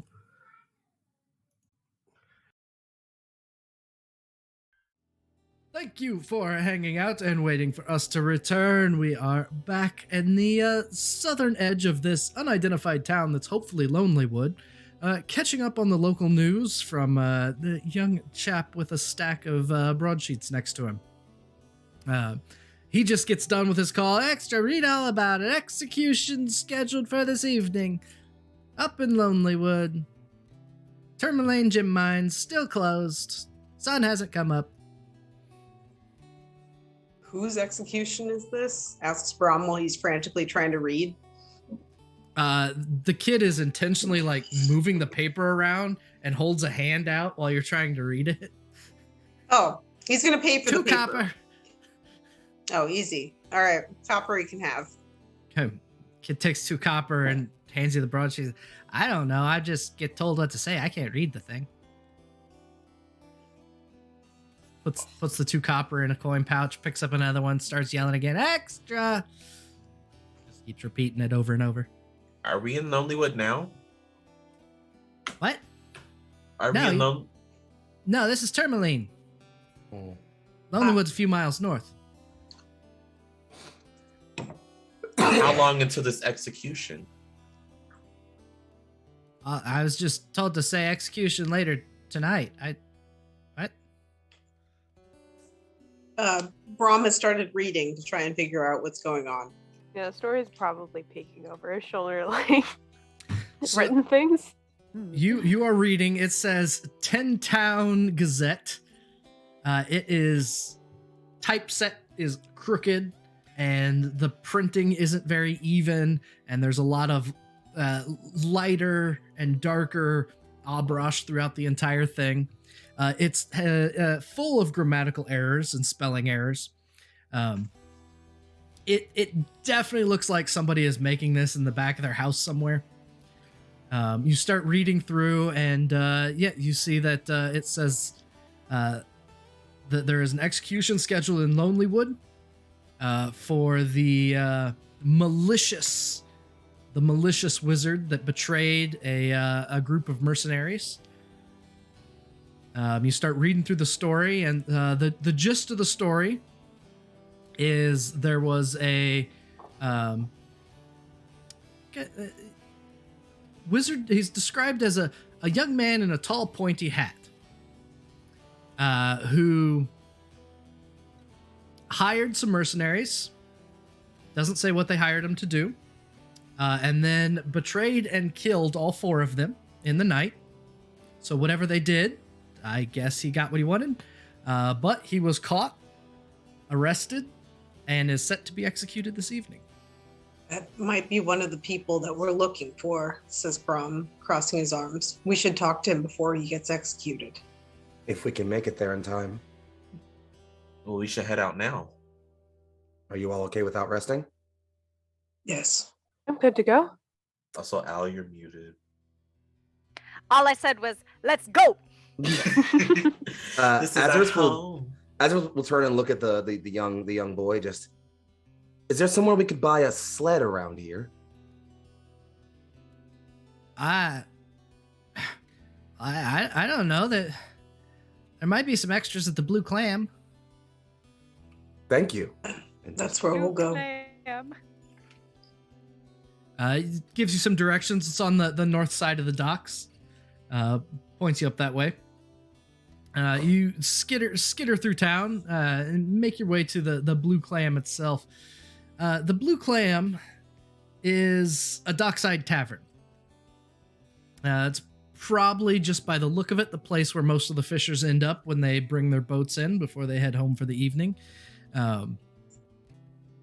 And yeah, there is a brightly painted blue clam on a sign just outside of it. Are we just here to pick up a sled? That's all I intended to do. If you all need food or beverages or anything, feel free. We're all right. We gotta move quick. Grab us a sled and go where we need to go. Indeed. I agree. I vote on one of those round ones that spins. Brom is going to read the rest of the newspaper really quick just to make sure they don't miss anything important. Don't skip the funnies. There is a some kind of poorly drawn cartoon. It's just a single panel that appears to be making fun of the Dragonborn speaker. Hey! From over on the other side of 10 Towns. He is goofy. He's kind of a goof. It looks like he's standing giving a speech on a entire mountain of empty glass bottles. Oh. Yikes. The other section, there's a note about the gem mine still being closed and off limits to anyone here in Termalaine. We've got to check that out. Yes. Those are kind of the 2 stories of note. There's a list of wanted ads and that sort of thing, but nothing particular. All right. Well, let's go and try and talk to this dude before he dies. Indeed. You make your way into the Blue Clam, and there are, let's see, this time of day, it's about half full. It's probably about 3:30 in the afternoon. I like that you view it that way. Half full. That's a good attitude. There are a whole bunch of 10-towners, mostly fishermen, that are sitting about, knocking back drinks, absolutely lying to each other about the catch. And everyone knows they're lying because there was a blizzard that rolled through 5 hours ago. So none of them caught anything. They all went running for the docks as soon as they saw the blizzard.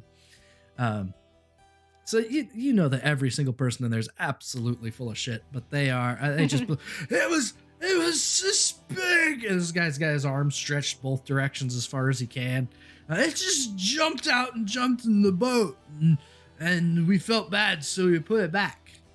I mean, it's just that kind of just utter idiocy. Mirth, who still is feeling tender about having deep-throated a giant fish, sort of scowls at this falsitude that is being You know, how dare you? You don't know what it's like to be violated by a giant fish. That's an insult to survivors everywhere. But Mirth kind of looks at you, Every one of Astoria. us has been there before. Excuse me. Some of us more than others. Astoria, you said you have what instrument do you have on you? She has a lute. Cool. You want to tear this place up? All 6 people that are here plus our party. You want to give them a night they'll never forget? With I me? mean, if we weren't in a hurry, aren't we? We can play fast. Just Dragon Force. Very. Very Fucking bard fast, hero. Yes. The 2 bards switch it to expert mode. We both just take out like the Guitar Hero controller instead of real instruments. Yeah, Silent clicking. It's really just fast. violent clicking. There's no music. It's just violent clicking. We have nowhere to put them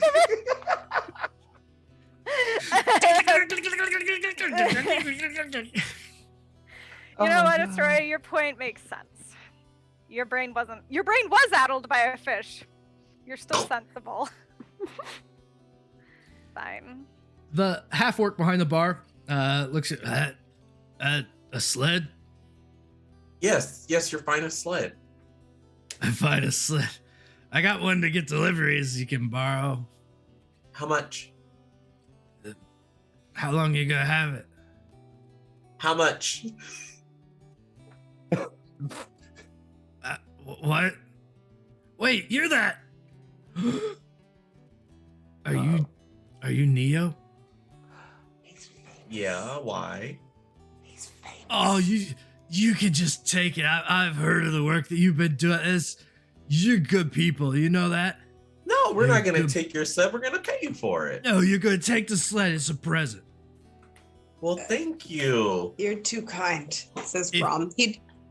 If you get the chance to bring it back, I would appreciate it though. Because my back's not what it used to be and I don't want to carry the boxes. We'll make sure we get your sled back to you then. Brom's gonna give him 5 gold anyways. He puts it down. runs away. Thank you. 5 gold. Goddamn. For borrowing this Firmly one. puts Very it down expensive sled. and takes off running. Thanks. Everybody said they were weird. I guess they are. Anyway, who's drinking? And they all just continue going. I'll take a drink. Go. Okay. Go. He It's in a little Starbucks. Why am I doing anachronistic shit tonight? I'm gonna shut up. It's Starbucks. turns, pours it into a wooden mug, and slides it across to you. What is it? It's Knucklehead Ale. Never heard of it. And then Neil just down it. Tastes a little fishy. Ew. Tastes the same as the stew that Jeremy that that was made earlier by Brom. It's literally the same thing. Somehow. This tastes familiar. Ew. Okay, let's go. You We just all put it in a camel make- pack. you All right. Make your way out. Let's go. Jump in the sled as Azarus takes the lead, grabs a hold, and you start making your way through the heavy snow north. The Iditarod. You know, I like to think that a century from now they're going to hold like sentinel races like this, where you have like one of the warriors is like an expert athlete and has to like drag a toboggan of people to a That's certain pretty location awesome, though. to reenact it. Azarus's run. Just I'm like here for also- Yes. Yeah. Ugh. The Azariad is what we'll call it. Yes! Zariad. I'm There gonna we write go. that in the I did notes. it. There it is. I did it. You're welcome, guys. I'm contributing all to this Yes. campaign, and I'm leaving now. Bye. No. It is 2.5 miles through the heavy snow to get from Termalaine to Lonelywood, which, Right. with the sled, takes 2.5 hours to get there. Uh-oh. 3:30. Bonding time. 4:30, 5:30, right at about 6 in the evening. Astoria, Can we practice doing music together on our way there? I would love to. Nice. Aw. Cool. Bard bonding. Bard bonding. Azarus will occasionally add the awkwardly harmonious blaring of his war horn every now and then. Love that. Aw. You will It's like get where the very- sax solo should be, but it's like everyone's jaws are rattling, like the sound, short sound. Just... Not enough though. Hit it, Azarus! Oh my God. just there's no sound. There's just this subsonic shaking. It's like bass boosted. Oh my God. Fucking. Our toboggan starts lifting and dropping on wheels. Ah! Brom tries to join in, but he's like way off key. It's not good. He just kind of like shuts up after a little while. Goes back to, No, like, singing is for working. everyone, Brom. singing's not for everyone when it's bad. Yes, you find a weak spot in Brom's stoic armor. Oh my God. Brom got triggered. Brom's dark past. Something about choir lessons. Oh. So all of the people seem to know you. How long have all of you been here and been at this? We work fast. But also, how long have we been out here? That Months, is a right? good question. So it's not months yet. Oh, months? I could actually check. I think it's been about a month. God, it feels because longer. It is currently the 15th of Nightall. And the 2nd of Nightall. It's been 2 weeks. It's been 2 weeks. Times have It's passed. been a long 2 weeks. People have Is this before just like died, and then you're telling me it's only 2 fucking weeks? Oh my god. no? Like this is at least you guys have beaten Darkest Night, Brightest Light in terms of time That's what I heard. I heard elapsed that in game. was... But Yeah. wow. Yeah, we spent a little more than a year and a quarter, and it was only like 10 days. Yeah. This is why I don't run actual Wow. like organized time in my campaigns, because Seven Sons would have been like a week and a half. Yeah, But Yeah. and like a It whole all- war happened and shit. Like it all breaks down. Like when PCs are doing stuff, you're like, yeah, this probably takes a half hour, and then like you start keeping track of that, and it's like, no, that probably would have taken like 3 hours, wouldn't it? yeah, see, I just And don't that's kind of what happens. I just don't bother. Time only matters when my players ask what day or what time it is. That's just, other than that, I don't know. Whatever. It's been a week. Shut up. Leave me alone. Well, your reputation precedes you then.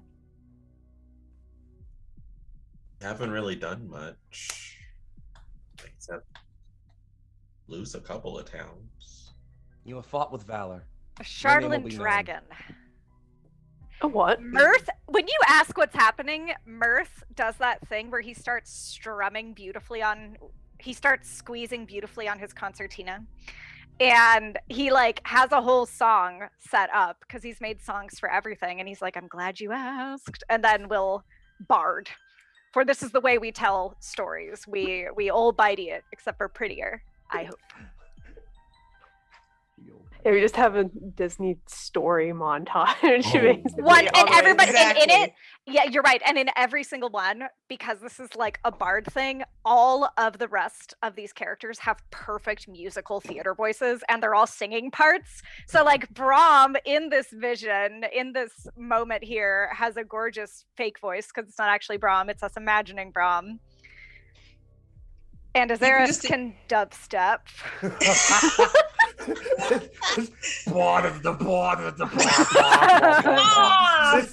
Just randomly dropping the bass in the middle of fights. Oh my god, that would be so sick. Can you imagine like It would just, be like, super cool. dropping the beat like in the middle of the fight while the bard is like going at it. No, legit, it'd be cool as hell. I'd be so into that. That would be like an awesome fight. Oh, Yeah. God. You all roll into Lonelywood on the south side of town. As you begin to approach Lonelywood, you do notice it's quite a bit different from the other towns that you've been in. While so many of these towns sitting on the waters are essentially barren, this one is heavily forested. The Lonelywood itself stretches far to the northeast, beyond the town that carries its name. The trees begin to grow more dense along the path, and rather than finding yourselves walking across a desert of sorts, instead, you are within a forested region. Something much almost quaint, almost comfortable. The trees are a mixture of mostly coniferous trees. Just a handful of barren branches amongst the dark greenery surrounding the region.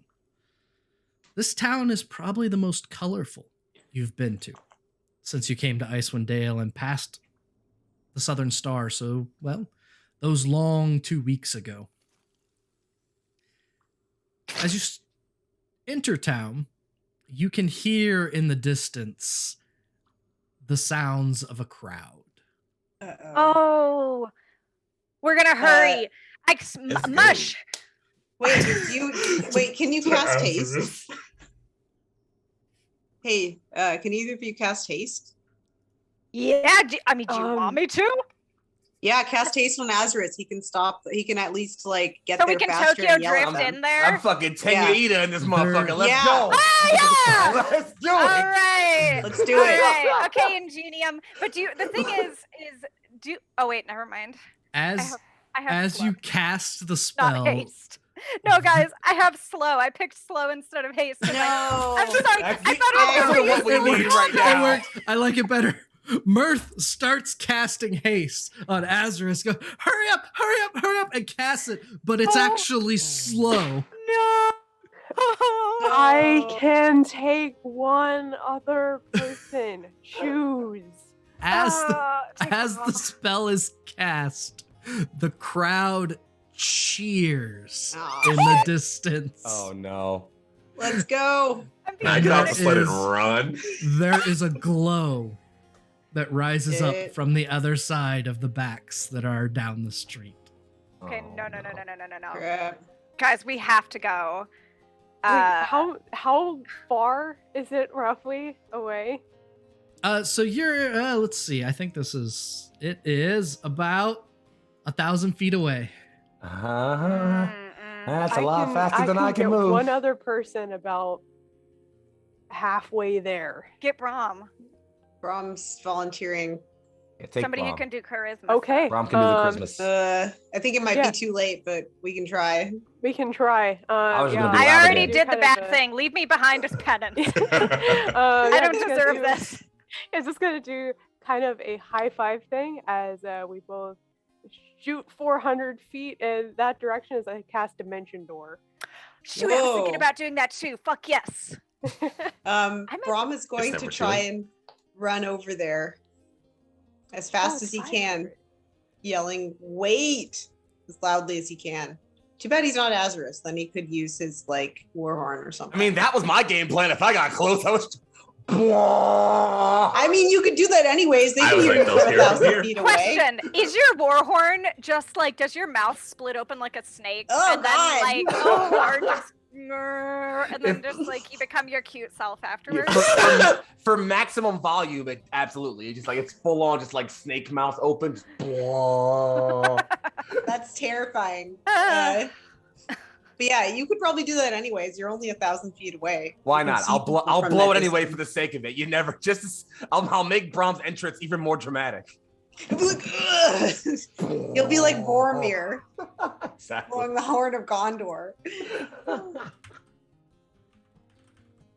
As you come running forward, yelling to stop, you come up to this scene. Oof.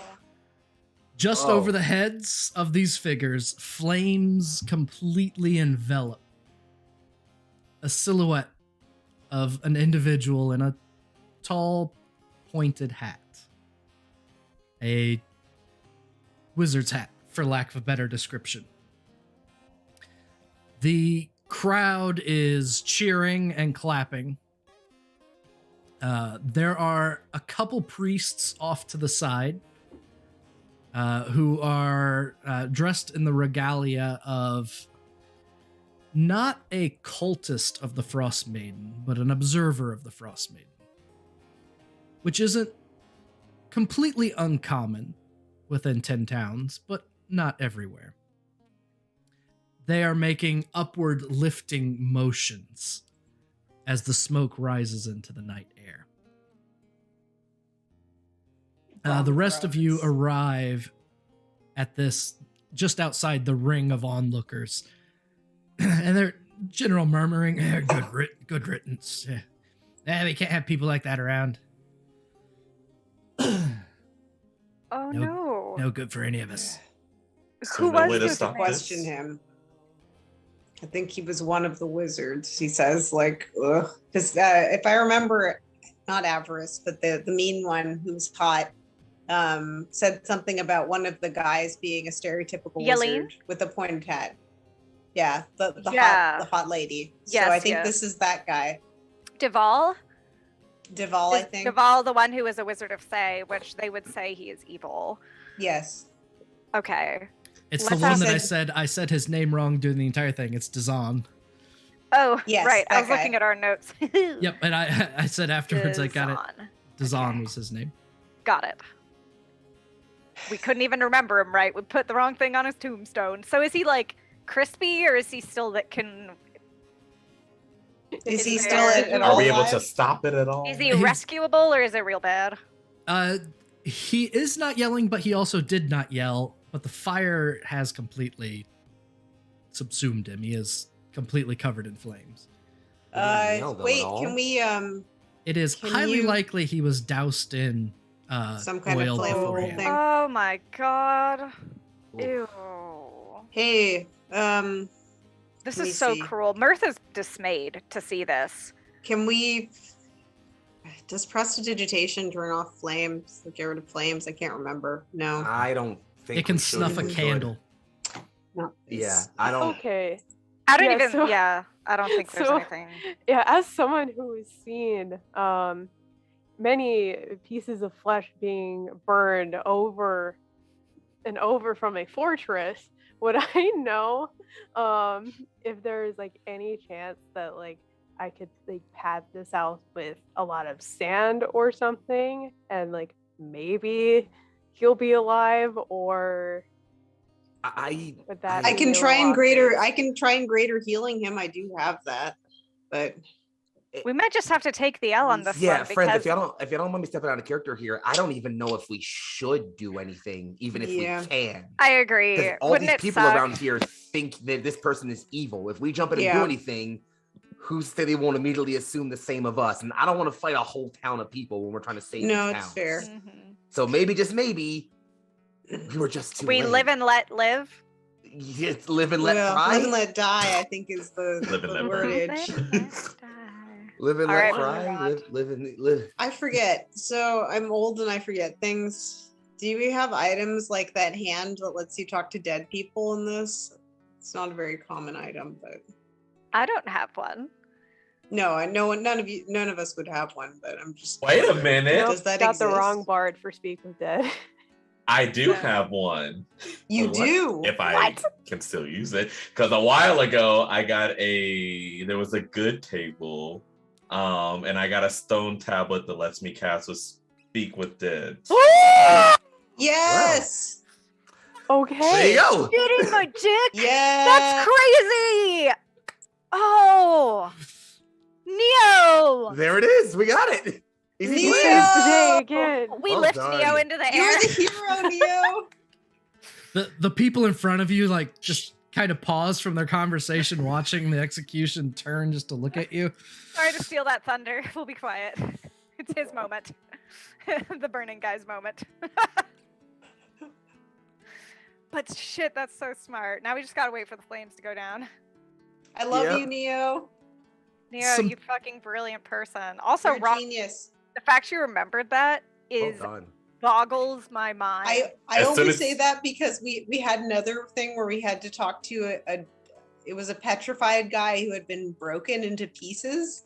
And Was that in this campaign? What? it wasn't in this campaign, Oh. it was in a different one. And we had to question him, so we used the freaky like 5-finger candle thing that lets you talk to the dead. Yeah. And that was the only way we could do it. Well, I guess we're waiting till nightfall, friends. Not much we can do while everyone's watching the body burn. Are we No. gonna stand here and watch it, or can we go somewhere? No, we Well, should all go get I- some rest. Well, I think that we should probably ask about examining. He kind of gestures any of his belongings. He probably has important items with him. That's fair. We can try it. Just play it carefully. Maybe not right now. Does the Yeah. timing feel right? This feels like an antagonistic time. Do you know what I mean? There's also, Maybe we yeah, can, again, like- like, seems like folk around here didn't like this guy much. Yeah. Let's go He make a was plan from and then go Bay. find his stuff. Maybe we Who can knows? ask why they didn't like him or what he did. Well, Good idea. That's not bad. Mirth turns to look Nod. at one of the dudes and is like, "What did he do? I'm new around here. What evil things did this person do?" Ah, the wizard. Yeah, he got caught with blood on his hands. Not just murder, but betrayal. Betrayal of hired help. That's something we don't look kindly upon here in 10 Towns. Betrayal of hired help. Do you know the story behind that? That's interesting. He hadn't been in here too long, but he'd been around, at least around for a while. At least that's what a lot of folks say. He hired a band of mercenaries. There were 4 of them. Mm. They were digging up information for him. None of us know what. He didn't say what. I don't know if he got what he was looking for and didn't want to pay or what happened, but yeah, he was found with the standing over their 4 bodies, blood on his hands. Yeah, good old Nimsy took him down, and Nimsy? Who's Nimsy again? oh, Nimsy's the town speaker and sheriff and, well, head hunter and, I mean, just all, well, head in charge of the hunting. Yeah, just all around. Nimsy's the local badass. who we should be talking to, says Brom quietly. Is Nimsy here? Do you point them out? Nimsy lit the fire. Of Hard, course he did. hard to see from here. Like this guy starts pointing, but there's a lot of people in the way, and you can't really get. See, she's right up there. Everyone, give me a perception check. Go. I perceive nothing. Nat 20, baby. 2-2. 18. 3. He doesn't see nothing. Yeah, 9. same. I am 3, a perceptive. 9, and what did Mirth get? I got a 12. 12. Brom turns around and sees like a guy who's like strangely shirtless, even though it's cold outside. So Final Fantasy Brahms logic. daydreaming again. So you Brahms like, nothing like burning body to make you think about hot dudes. Well, I mean, okay, never mind. I'm not. So I'm not what- Gonna go. I was so going to what- give a pun, but no. No pun. So what Astoria and Brahms see I rolled 22. is I know, but they nice. rolled low. I'm gonna say Oh, my what they fault. saw I first. thought they rolled high. I'm sorry. My fault. Nope. I blanked on that one. So you two see what appears to be a kid standing next to the pyre, with a torch in hand. Oh my Uh, god. Mirth, you see there's this really beefy looking dude. I mean, like biceps that are unhealthily round to where it's not even like a natural look anymore. He can't wipe his own butt. Can't lower his arms. Absolutely not. I mean, this is like his arms resting at the sides are still at like a 45-degree angle. I knew First a guy like that in space. high school. They I always had a look friend so like that in high school. inflexible. Oh, Oh, he yeah. was like this. I was like, Kev, put your arms down. He just like this. I was like, Kev. He's like, my arms is down. And I was like, Kevin, are you serious? That's beautiful. So the And bicep then- man is in front of me and I can't see over him, kind of. Oh no, you A see bicep a man. bicep man up by the fire. You think that that's who this Okay. person's pointing Oh, at. and I think that's Nimsy. Got it. Yep, you think okay. that's Nimsy. Okay, got it. And then what Azarus and Neo see is there is a halfling woman standing next to the pyre with a torch. It appears to be the person Okay. that they're pointing at. Oh, okay. Not that I know that, but that makes it better. I thought it was going to be one of those like child emperor situations. I was Oh like, God. where it's like, I rolled this Joffrey? dice, My fools." God, no. Yeah, like a Joffrey sitch. I I was don't like, need another Joffrey. yeah. But anyway, now it's just a halfling, so that's also bad. Thank God. But- So Yeah, Neo actually Ezra's talks. just- Mhm, go ahead. Neo actually talks to the guy that we were questioning, and points to the halfling woman. Is that Nimsy right there? Yeah, that's Nimsy. God, she's terrifying. Azarus is striding Striding. Oh, directly no. at her. Oh, was like- I'm gonna grab I'm gonna Brom is grab like, "Don't hurt the Ezra's by child." his. I'm gonna grab Ezra's by his pinky finger, which is like the size of my forearm, and be like, wait. Let's hold on for just a minute because he looks pretty. Actually, you point out that she's the one, and I want. For humor, I was like, oh, it's biceps, but he would pick up by now that it's not. He'd be like, let's wait until it's a less heated moment. Quite literally. The last thing we need is to send Azaris in instantly when this crowd is all incensed.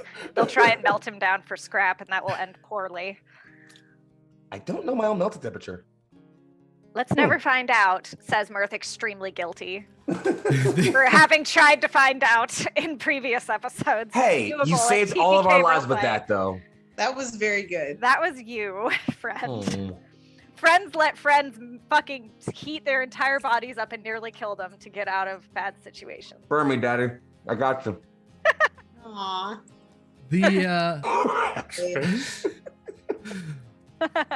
It takes some time, but over the course of the next hour and a half, the pyre burns down. The crowd kind of thins out a bit. There's still some that stay fairly close to where the fire's burning to keep warm, but it's cold in Icewind Dale. Yeah.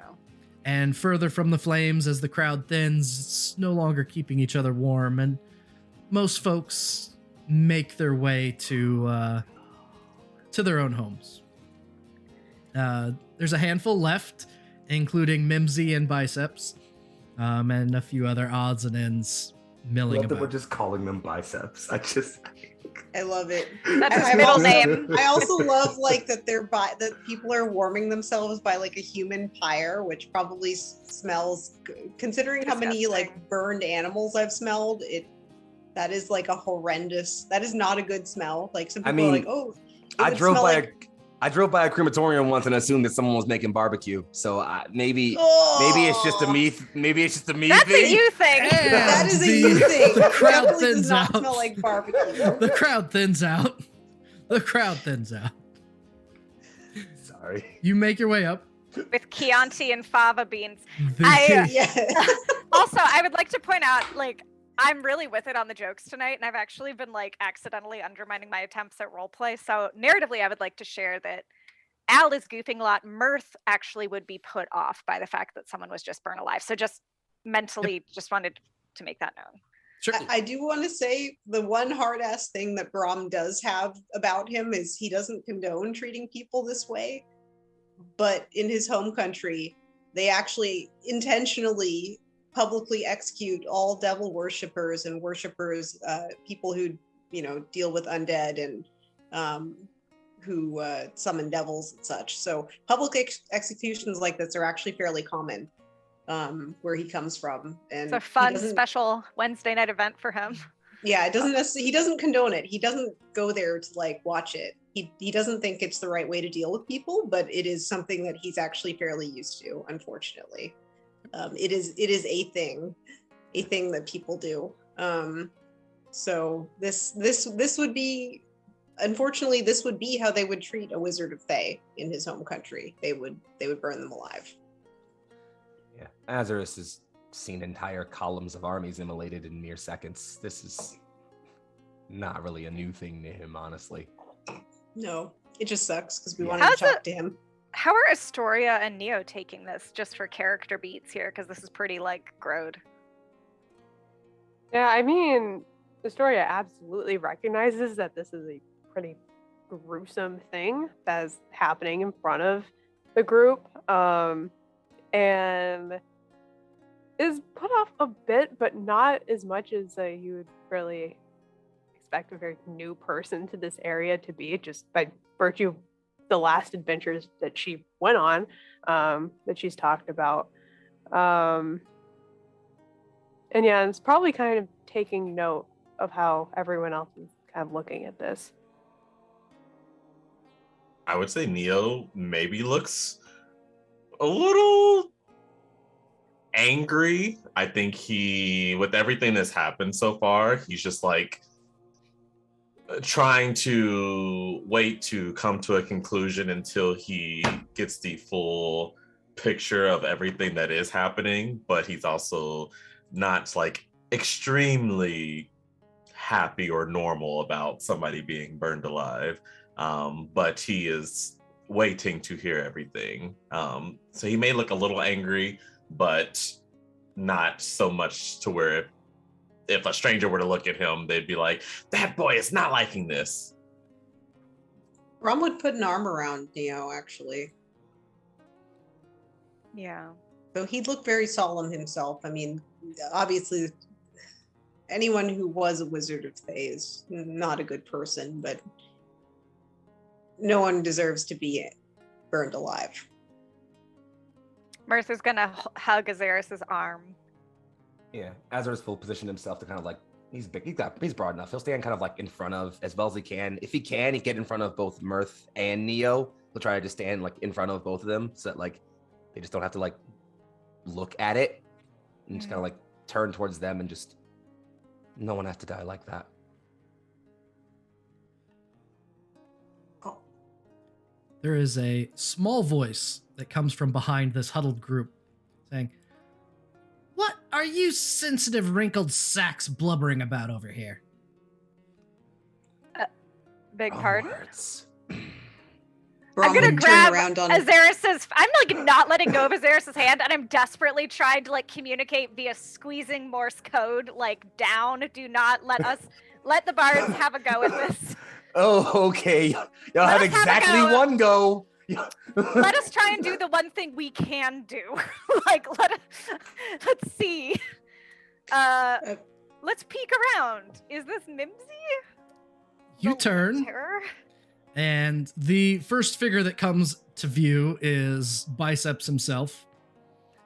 Even bigger in person than from a distance. Is he human? He's human, about 7'6", Damn. and huge. All right, I got to roll for Brom. No! No, Jared, no! Why Biceps? Look, I got to roll. It doesn't matter. if Probably he hits skipped them. leg day. As you're that close, oh no, He's Biceps has skipped nothing. His neck looks more like the bottom of a waist. tree stump. It is massive with Okay, thank God. All right, he does not find this guy hot. In fact, he's really mad. So Thank Oh. God. look, he could have been mad at him, but also thought he was hot. But anyways, he turns around and looks directly into his boobs. So that's what happened. I thought you said something else. and then about 3 feet tall, standing next to Biceps, The real is fear. a slightly rotund, older halfling. She has wavy hair that goes down to her shoulders, kind of a all-around chubby face, a lot of rounded features. She has her arms crossed over a leather apron, and is looking up at the rest of you, and that she is definitely the one that spoke. Mirth in his head is thinking possible evil contained inside cute, small, compact body. You never know. And so our purpose here is sort of meta level here is we're looking to learn more about the person that was burnt, right? Is that our goal? Correct. Yeah, and to see if we can and search. also, oh, go ahead. I'm sorry. Yeah, I think, are we trying to get his body too, or see where Well, they're at we least we taking need it? his body to talk to it, but also he has something that we need. I think he's carrying something that we're supposed to get. I can't remember off the top of my head. I know it was there was something important that we were supposed to retrieve from him. Because I know there were 4 of these guys. We've talked to 2 of them. This is the 3rd one. There's one more. Okay. Yeah, there are in the notes. So there's 2 ways just talking loud, there's 2 ways I could see. One, we could pretend that we hate him too and be like, we bear a grudge against him and we're looking for something he stole. Maybe she'll be more open to that if we want to be deceitful. Or 2, we can be like honest and be like, can we just look through his stuff, please? The lost and found. Mirth's inclined to lie. Brahm's always inclined to tell the truth. Neil will stay silent because he's not liking this woman already right now. So She Yeah, seems Astoria's just kind of ready to like play into whatever the plan is about to be. fan flexible. Azarus is taking Mirth's cue and just forcibly remaining silent because his initial impression is squash this small thing. Still holding your hand, no matter how weird it looks. He's fine. He's no problem with it at all. And he will just take the hint and just be like, and say absolutely nothing. Good boy. Thank you. Thank you. Thank you. Oh, okay. You know what? If Brahm doesn't immediately speak, Mirth is gonna try and take the lead on this and lead via deception. Go ahead, because Brahm was going to let one of the bards talk anyway, since their charisma's higher. I mean, they're much better at diplomacy than he is, although he kind of he's kind of like projecting his more stoic knight persona versus what he actually is, which is someone completely a little goofier than he'd like to be. Yeah, he's got a gooey center. He's gonna try to aid Mirth's attempt by looking what's the word? Terrifying backup. We have. Yes. Yeah, we have There you two big biceps. scary knights. We have 2. Two biceps. We have more I got biceps it. than them combined. They may be concave, but they exist. Oh man. So yeah, what Mirth is going to do, DM, and broad strokes, is Mirth is going to introduce ourselves sort of vaguely, but mostly focusing on, hey, we're looking for this one person. Here's the name of do you run this joint? Great. Was the person you just burnt so-and-so? Because if so, he might have something that we're looking for. Can you help? That's the pitch. Something you're looking for. How remarkably vague. I'm looking really quick out of character to see what Sure. the fuck we are looking for. Let's see. Yelene, Some You kind gotta of go a, to- Codicil. some kind of an orb. That's right. We're looking for the Professor Orb. Ah, okay. That's right. That must be from this one. Okay. Then, oh shit, that's a cool item. Yeah. Mirth will say we're looking for an orb. Brahm got a 15 for aiding in the persuasion check. Okay. yeah, You start. Go ahead and Should I roll a roll? persuasion. All right. Get in here, Bard. Get in here, Bard. Okay. 19. 19. She's going to look at the group of you in turn. So you think that Dazan had something to do with that there orb, huh? What name did she use? The right one. The right Dazan. one. Oh, okay. No problem. No problem. I thought you said Zarn, and I was like, that's a new guy. Okay, got it. She used the right name. Indeed. Yeah. Mirth will say, yes, we have reason to believe that he's in possession of an item that is not his own. Well, Well, that wouldn't surprise me too much, but that's what he was yelling about before he killed those 4. Really? What was he saying? Now, he said that Nass stole some orb or another. Might be the one you're looking for. Ah, I see. He was a bit angry at the time. There was a lot of violence. There was some death, and well, we had to take care of things. You sure did, Mirth says, putting an air of being impressed. What he really is doing, like any good actor, is taking an emotion that's adjacent, which in his case is intimidation, because what the hell? Like, this woman just burnt somebody alive, like, and now is like whatever about it. And he's turning that into like an admiration, kind of like acknowledging her competence, like he's a hard ass. He's redirecting. That's so cool. I love that. Well, I'm sorry. you know, we're Go ahead. in a way, well, it didn't work out for the mercenaries, but we're pretty lucky that he came by to kill him. Otherwise, we'd had to do the lottery. The lottery? Well, yeah, we got to sacrifice to Arl. Are you not from around here? I'm a tourist. So what you all would have picked up as far as with sacrifices to Arl, God. the towns that you've been in have all of them have offered some kind of sacrifice to Arl. Whether it's food, whether it's light, whether it's warmth. Some of them like just light a fire and let the fire burn through the night without anyone benefiting from the warmth. Every town has its own little sacrifices.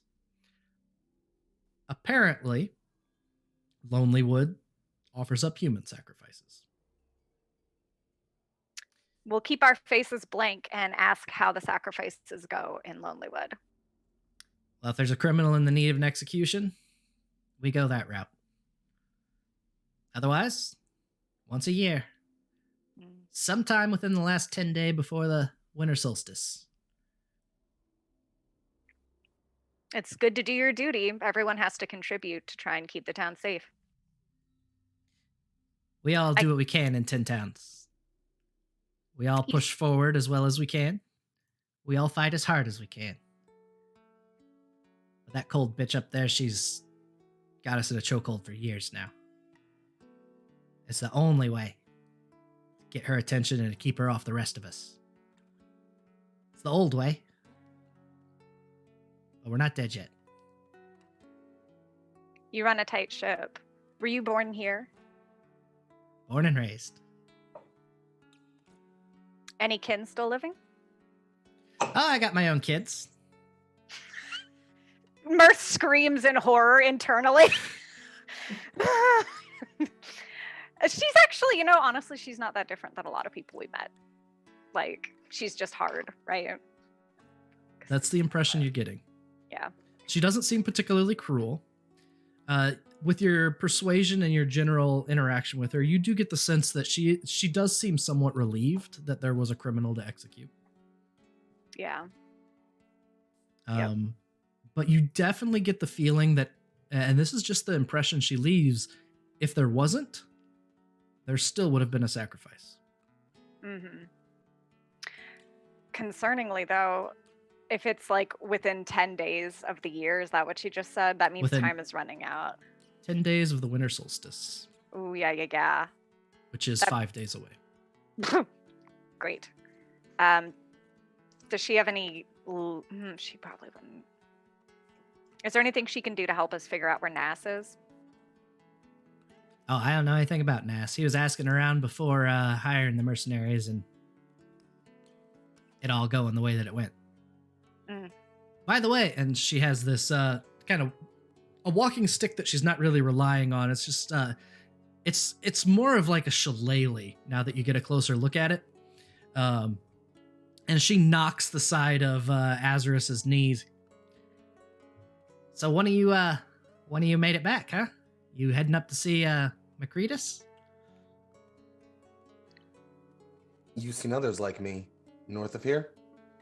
Yeah, Mercutio and his little gnome friend, silver, bronze, some kind of metal. I can't remember his name. Copper. Yeah, that's the one. Looks like a little teddy bear. Cute little fella. Yells real loud if you tell him that, though. Came by with four of you. A couple years ago. First year after the Dawn didn't come back. I see. We'll have to go see him. In time. First, we'll have to deal with the matter of this orb that we're looking for. Priorities. Nod. Just a side note, but not having to do with this conversation, but just as a note to you guys, I believe that unfortunately, we're probably going to have to take some of the wizard's ash to talk to him later. Let's just have one of you walk over and do the old scooperoni. Like, Ugh. who wants to do it? I got it. Listen, I got the medal. I don't even care if he's still burning. If part of him's still burning, I'll just walk up and like if he's got like a hand that's not fully charred off, chop. I'll snap it. I'll snap the arm and just take it No, with not me. the up, just the dust. Only the dust. Ugh. Just I don't know. Whatever. I'm gonna keep it as simple as possible. Just like I'll snap a finger, crumble it in my hand, and just like carry that with me. Great. A Perfect. finger, Nim- Elden Ring. Nimsy just kind of looks over as you are. Hey, which one of those four are you? Are you one of those four? I don't know how he would answer He's this. special. We're still trying to figure things out, but for now, he's with us. Huh. What do you do? She just kind of watches as you collect some ash. We're making weird soap. Thank you, chat. Yeah, that doesn't make this worse at all. It's from my culture, and it's sort of a dragonborn flair of the nostrils. In that sort of, what are you gonna make fun of my culture? Bigot. We I dare make you. soap from bodies. Well, hey, You. not my business. Etsy card. If you ever want No! small business, support small business. Support small businesses. We're fine here, thanks. Appreciate it. Mirth on the inside was like, this isn't a bad idea, actually. I haven't heard of this business. Anyway, cool. Yeah.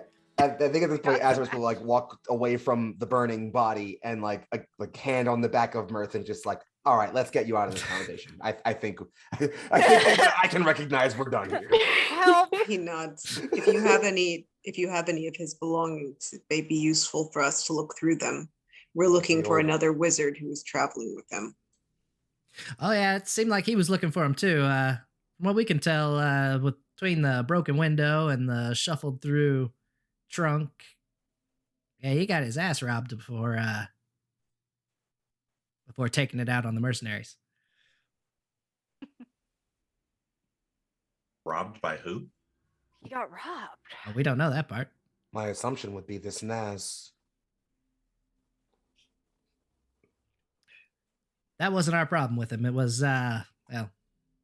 betrayal and murder in the town. I won't put up with it. Yeah. You have to take care of the town. Well, Al can't remember. Was the blue clam in this town or it was in the previous town, Previous right? one. Yeah. Okay, we just made haste or slow. So let's figure out where the local tavern is and sit down and get warm, and then we can proceed. Does that sound Thanks. okay to everybody? Absolutely. My scales are Yeah. freezing off. Thank you for the information. Yeah, just Says one Brom. more question, Cynthia. And sorry to bother you. So say the Dawn were to come back, would these, and she'll point to the pyre, would these continue?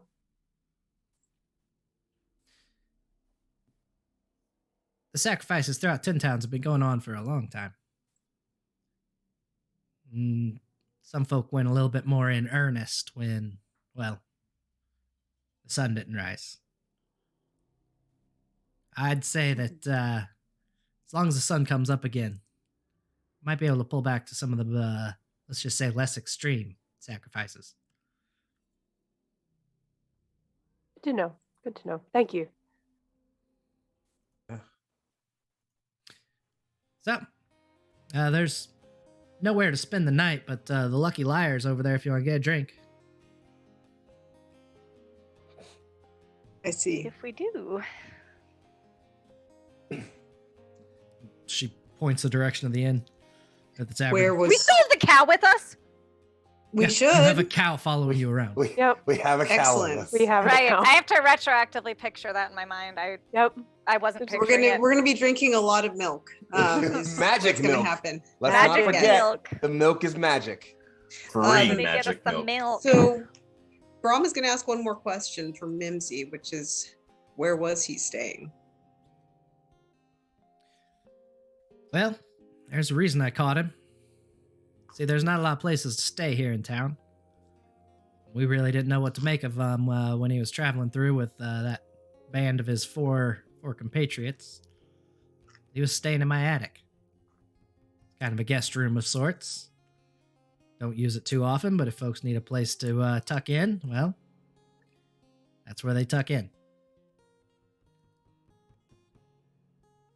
Be able to tuck in there for the night? I suppose if you need a place to stay, don't mind the fact that there's a murder in there just a couple days ago. We've dealt with our fair share of murders. Nod. Well, fine with me. You ain't gonna cause any trouble up there, are you? No, No. absolutely not. Us? Trouble? Impossible. Well, good. Yeah, and she points the direction to her house. It's not too far down. Her house is... Oh, look, there it is. I have the means to click on the things and move them to Ooh. the token layer. Hey. Ooh. Ooh. Yay, now they can do their investigation like detectives with 10 intelligence. Is Astoria smart? I Please mean, be she has an smart. int of 14, so it's not. Hey. She's smarter than all of us. The smartest, most Smartest smart Cold character. Hands Warm Hearts cast member. Are you I'm serious? I'm We're sorry, all Astoria, himbos you're and now twunks. both the only girl and the only non-himbo. Intelligent Cold Hands Warm Hearts Twunk. cast member. But yes. Yeah, thank God we have a smart one. Good. Now we can be like Ace Attorney investigations. Indeed. Astoria, good job being our speaker now for a while. Yes, thank you. Objection.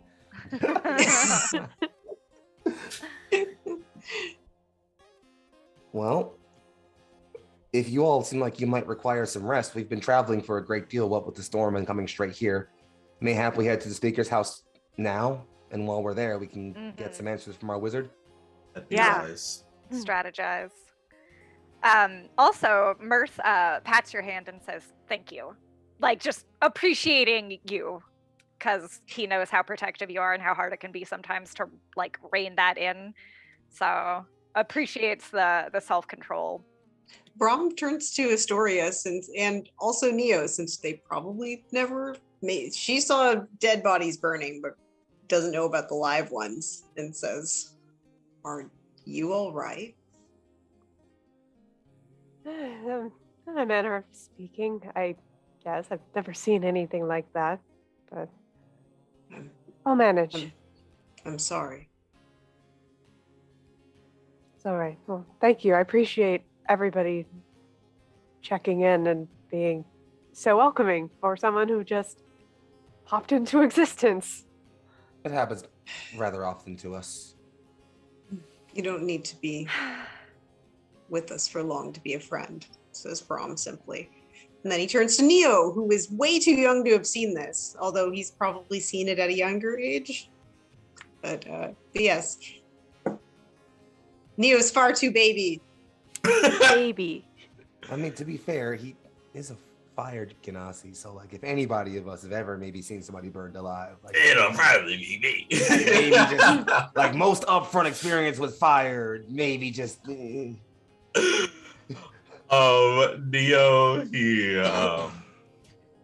yeah, I'm fine. I don't necessarily agree to burning people, even if they are evil, but I understand it's been hard, so I guess people have to do what they have to do to survive. Brom kind of half closes his eyes. In my country,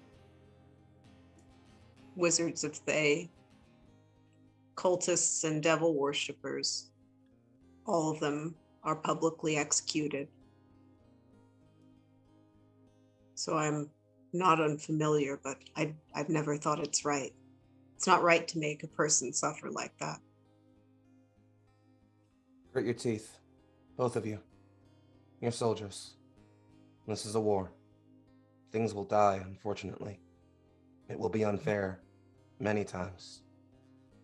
And you will continue to fight to make it fair anyway. It's what we do. We always do our best.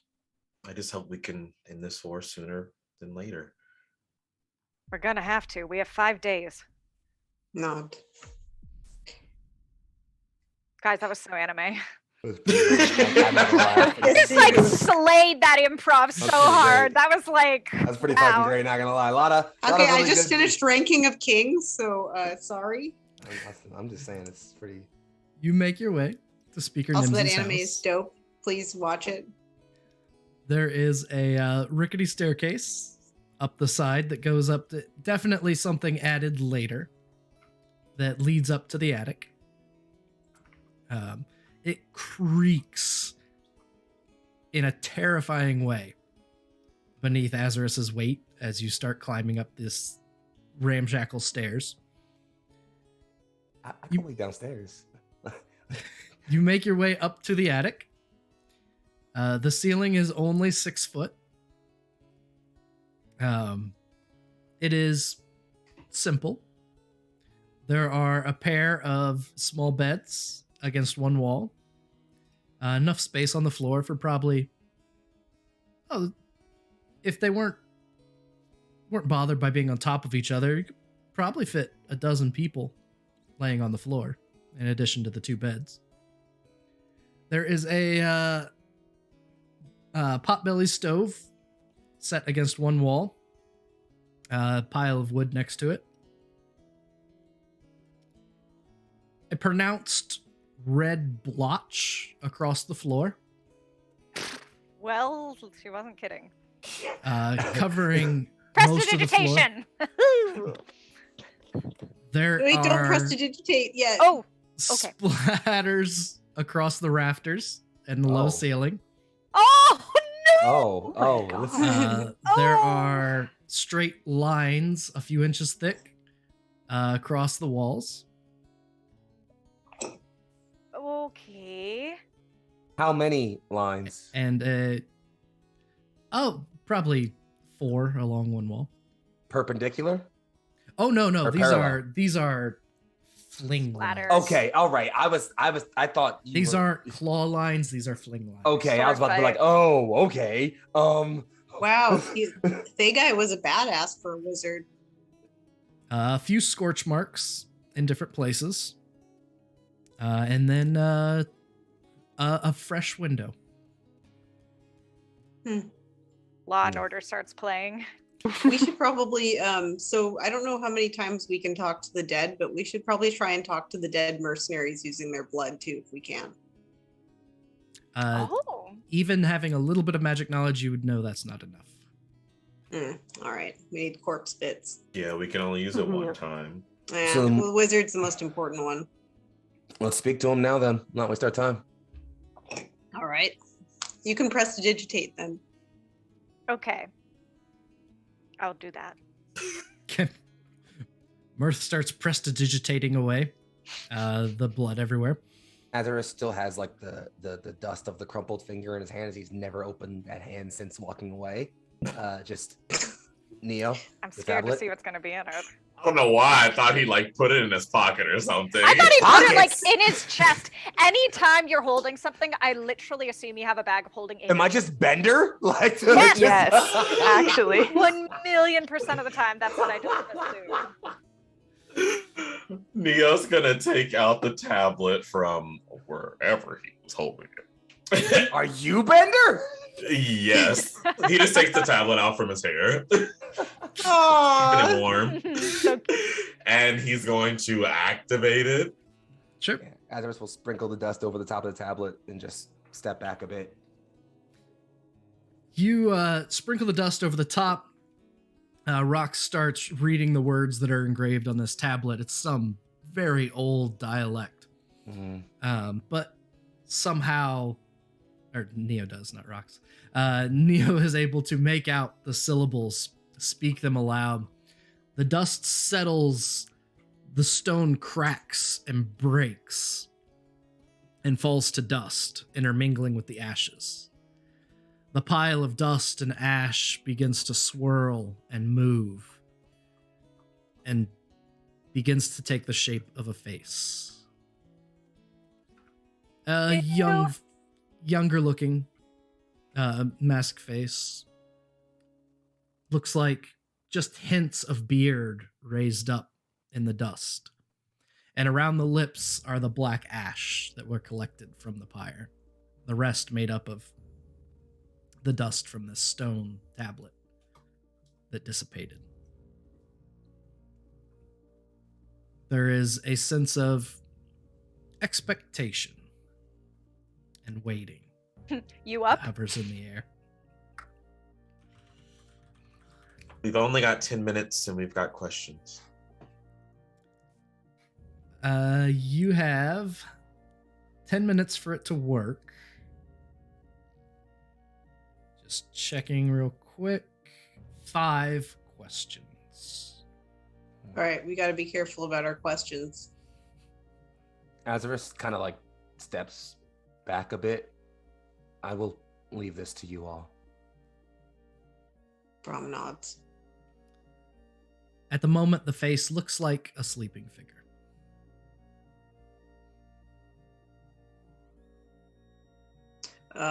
My You should've recommendation. Well, I didn't know there were 5. I guess let's decide on what questions we want to ask. So the most important one is, who stole your things and where is the orb? Well, we think we know who stole the thing. Nas. So we might not need to ask that slot. We should ask where he thinks Naz, or where they think Naz went. Yep, okay. That should be one of them, yep. And also, where is the other wizard? There's the 4th person that we need to find still. Yeah, let's see. Let's look at the notes here. That also might be okay. So, other wizard, where did Naz go? That's 2. Mhm. We could also ask about the other items since we have enough. So here's what I have in our notes. We can ask about Naz. We could ask about the codicil of white. We didn't get that one yet, did we? No. We could ask, see what he knows about that, because that could be good. And then the other one is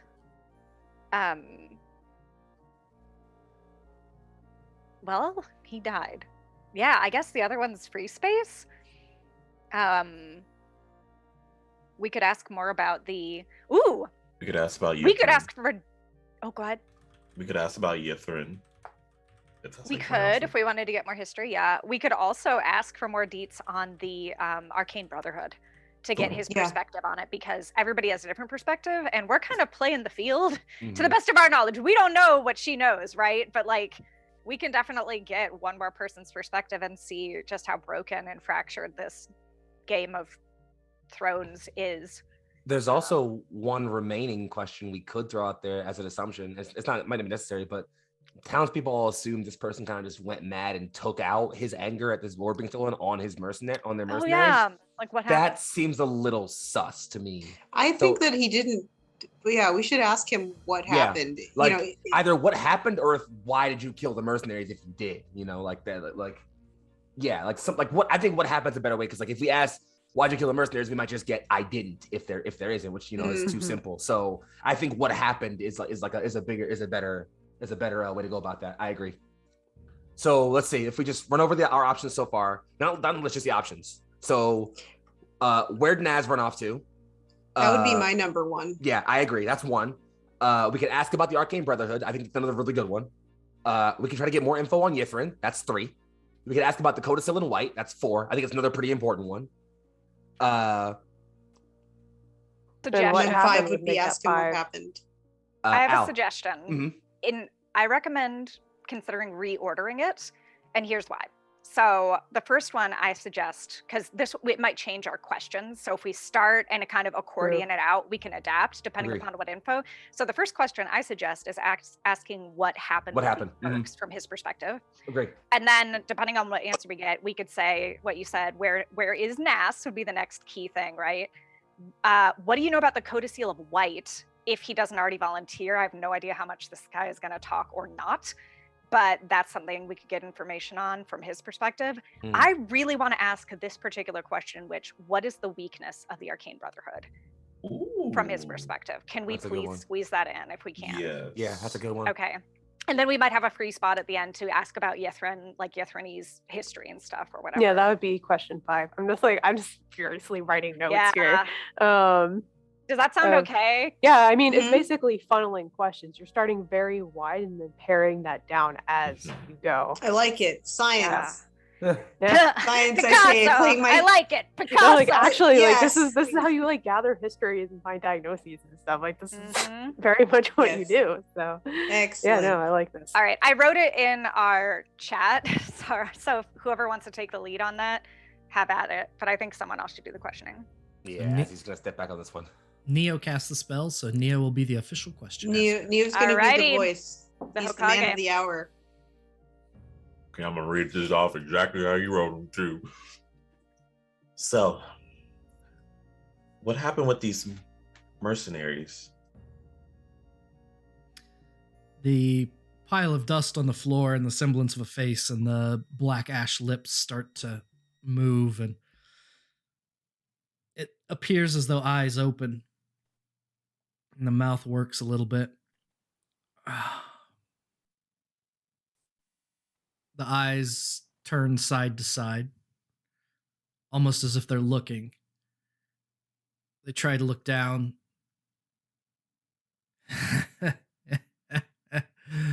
I'm dead, aren't I? Yes. Buddy. Yes, you are. You know, I'll be serious. I figured that's what would happen. Listen, that Nimsy, tougher than she looks. I get that impression, but if you would answer our questions. Of course. The mercenaries. Funny thing. You hire experienced adventurers in the hope that they will help you find the shit you're looking for. Keep the shit you're looking for safe when they do find it. And then they don't.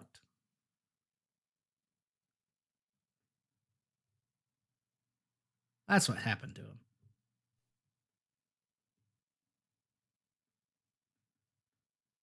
Wow. Oh, you're muted, Rox. So where do you think Nas is?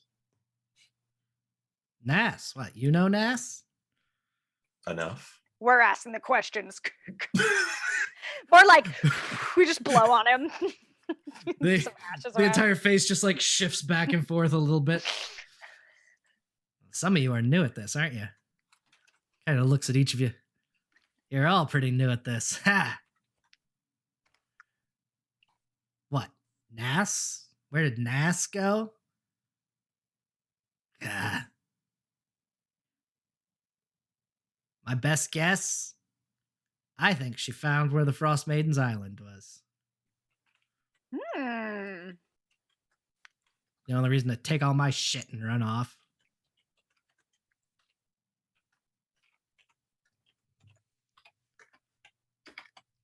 Nas. Again.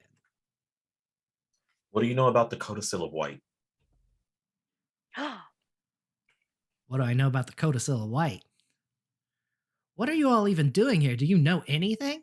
Answer the question. I'm gonna answer the question, but I just thought I'd ask.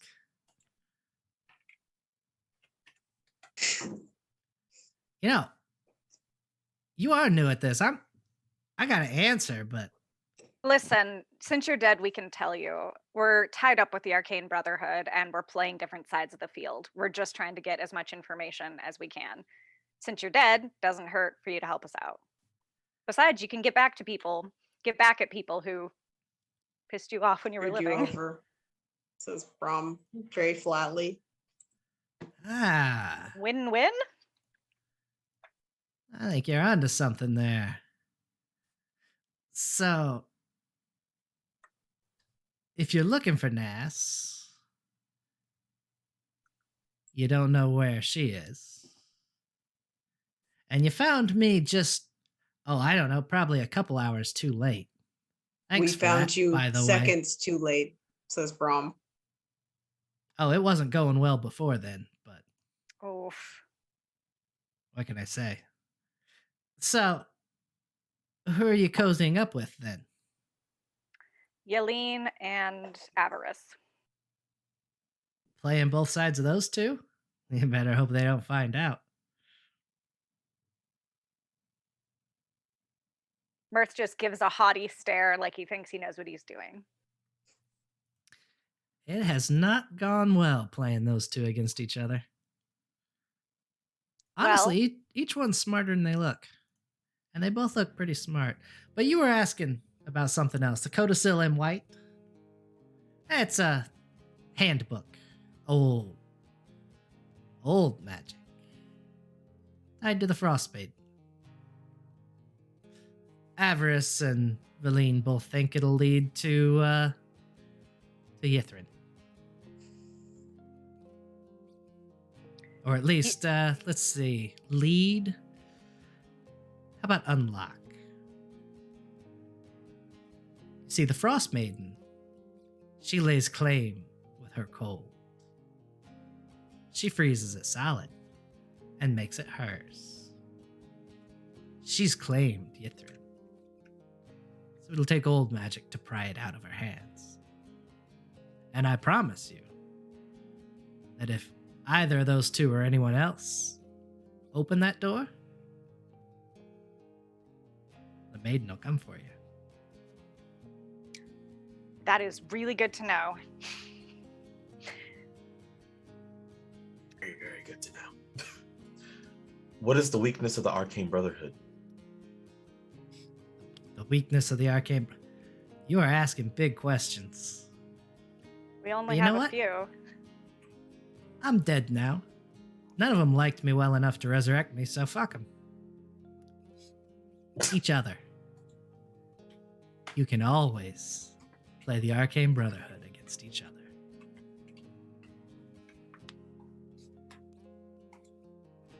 I turn around to the group. Any other question we want to ask, or do we just want to ask about Yithrin? Well, out of character, I want to do a pause and remind all of us that in our notes, we actually do have a lot of information about Yithrin. So we could ask, but we might be repeating lore. You know what I mean? We might be pressing A on that lore thing again. Mm-hmm. We could do that. And also, if you guys are up for it, we could narrow it down even further and ask for specific suggestions on how to fuck over some of the Arcane Brotherhood. Like, if he has any suggestions, like, we have an idea of Yaline and Avarice. They shouldn't underestimate us, in my opinion. But we don't know much about Nass, so we know we should go find Nass, and we know that Nass is a diviner, but maybe we could ask him, how do we deal with Nass? If, you know what I mean? Yeah. Yeah, I like That's that. all out of character, but okay. No, I agree. We should ask them how to deal with Nass and how do we find Nass. Well, he said Two that Nass, questions. so he said he thinks Nass found the Frostmaiden's island and warns us to be careful of Yaline and Avarice. Mm-hmm. So yeah, we kind of got that answer, which is she's at least 2 or 3 hours ahead of us wherever she's going, and that doesn't mean anything because she could teleport probably or something because they all have or access fly. Don't they? Doesn't she? They all have the ability to cover. They have fast travel unlocked, so God knows where she went. They're like Skyriming around. They're like they found all the dragon priests already. Meanwhile, we're just like with our oars, like We just have our robot Struggling. running and pulling us. It's like Oregon Trail. So do you want to ask, how do we defeat Nass? How do we get the Yeah. upper hand with Nass? Like, how do The we upper get hand. what we want from her? Okay. which is your orb back, because we want it now. Better in our hands since we've met each other, and you know what I mean? Better ours than hers, because fuck her, right? That's how you feel. Also, like, she got him killed, so Exactly! I'm, I'm like, hey, this can be your final FU. We can get it back. HB, I asked that question.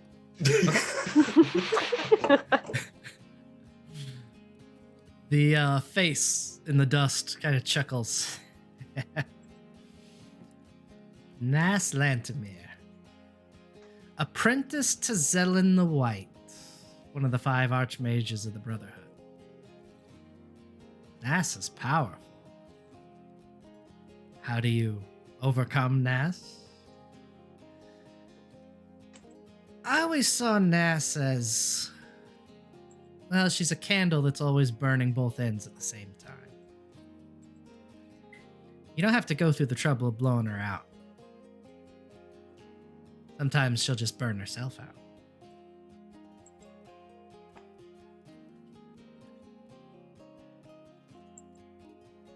The 4 of us all came here together. We thought we could work together to find Yithrin. That we would each earn our place higher up in the Brotherhood. Well, I didn't make it. The others, well, we split apart months ago. Keep an eye out for her weasel, though. Zelenor is different for a familiar. You might be able to get further with him than you might think. Interesting. Mirth presses his luck a little and says, does she and the weasel get along? Or what you, am I understanding what you're implying? That the weasel is more likely to cooperate with us than she? I had never seen a familiar and their wizard hate each other as much as those two. Oh, shit. Interesting. But what can I say?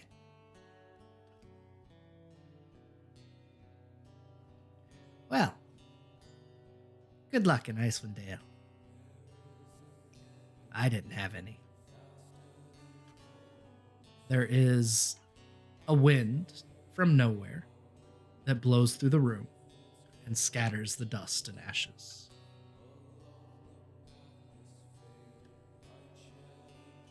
Mirth gets like a full body shiver and like his frills stand on end, like.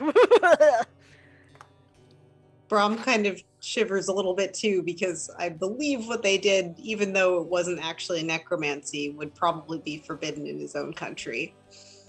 Yeah. I don't know why I said it like that, but yeah. He's just like, And we are done here, yes? Nod. Yes. Let's get some rest. All of you, rest yourselves well. The old magic, sir. A reminder of a very dark time. It's best none of you all have to be exposed to them for too long. I've seen what they can do. Brom nods. He takes off his armor finally, which it takes a while actually. It takes like 15 minutes for him to get everything off. We'll help you like your squire. He does the stupid thing that he T-poses so that you can take his armor off better. Yeah, establish dominance. The funniest goddamn As soon as you offer to help, Brom just puts his arms out and lets it happen. I mean, he can do it Take it himself at away. this point, but he's used to that. So he's like, Neo, okay. do Neo and I help you? Do we pretend to be your squires? Is this a thing we've been Yes. doing? Oh my like, do we God. have a weird flow where you're like, and we're just like, and we start taking the armor and That's piling it the so way it's supposed to go, It's folding actually, like, everything. it's pretty easy to it's not something that's like hard to undo. It is kind of hard to undo yourself though. Just because of like where the straps are. Like I can do it. It's really so hard. much faster if somebody else like helps you get out of all that crap and like yeah. Yeah. Yeah.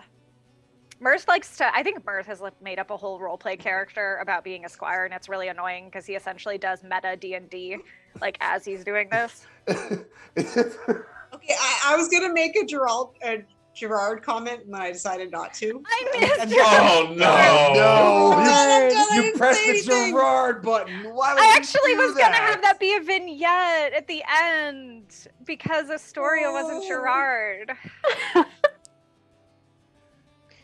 Okay, but I thought of it. Sorry. Yeah, it's your fault basically. So It is. Sorry.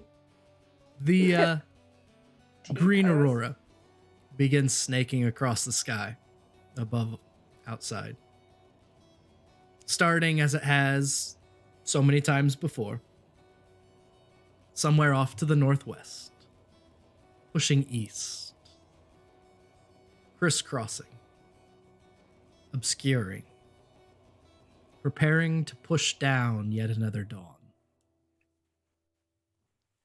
The five of you settle in the attic. If there's anything you want to bring up before we close this evening, now would be a good time to do so. Look, since we have it, Brom's gonna offer some warm milk to everyone, okay? We Ew. need it after this. Oh, You go down to try and get more milk out of the cow, and there is no more. No. Not today. empty. Okay, tomorrow. Oh, once a day cow. Got it. It's all right, it's fair. It's fair. It is. Why do I The- feel like, some people compulsively bring around like a big canteen of water? What if Brom just brings around the cow? Like sets her down next to him, has cow available. There You're are lovely. there are more than a few confused people down by the cow that has been put away in a small shed to try and keep warm overnight. Of course. There's not a lot of cows in Icewind Dale. I'd imagine. That's great.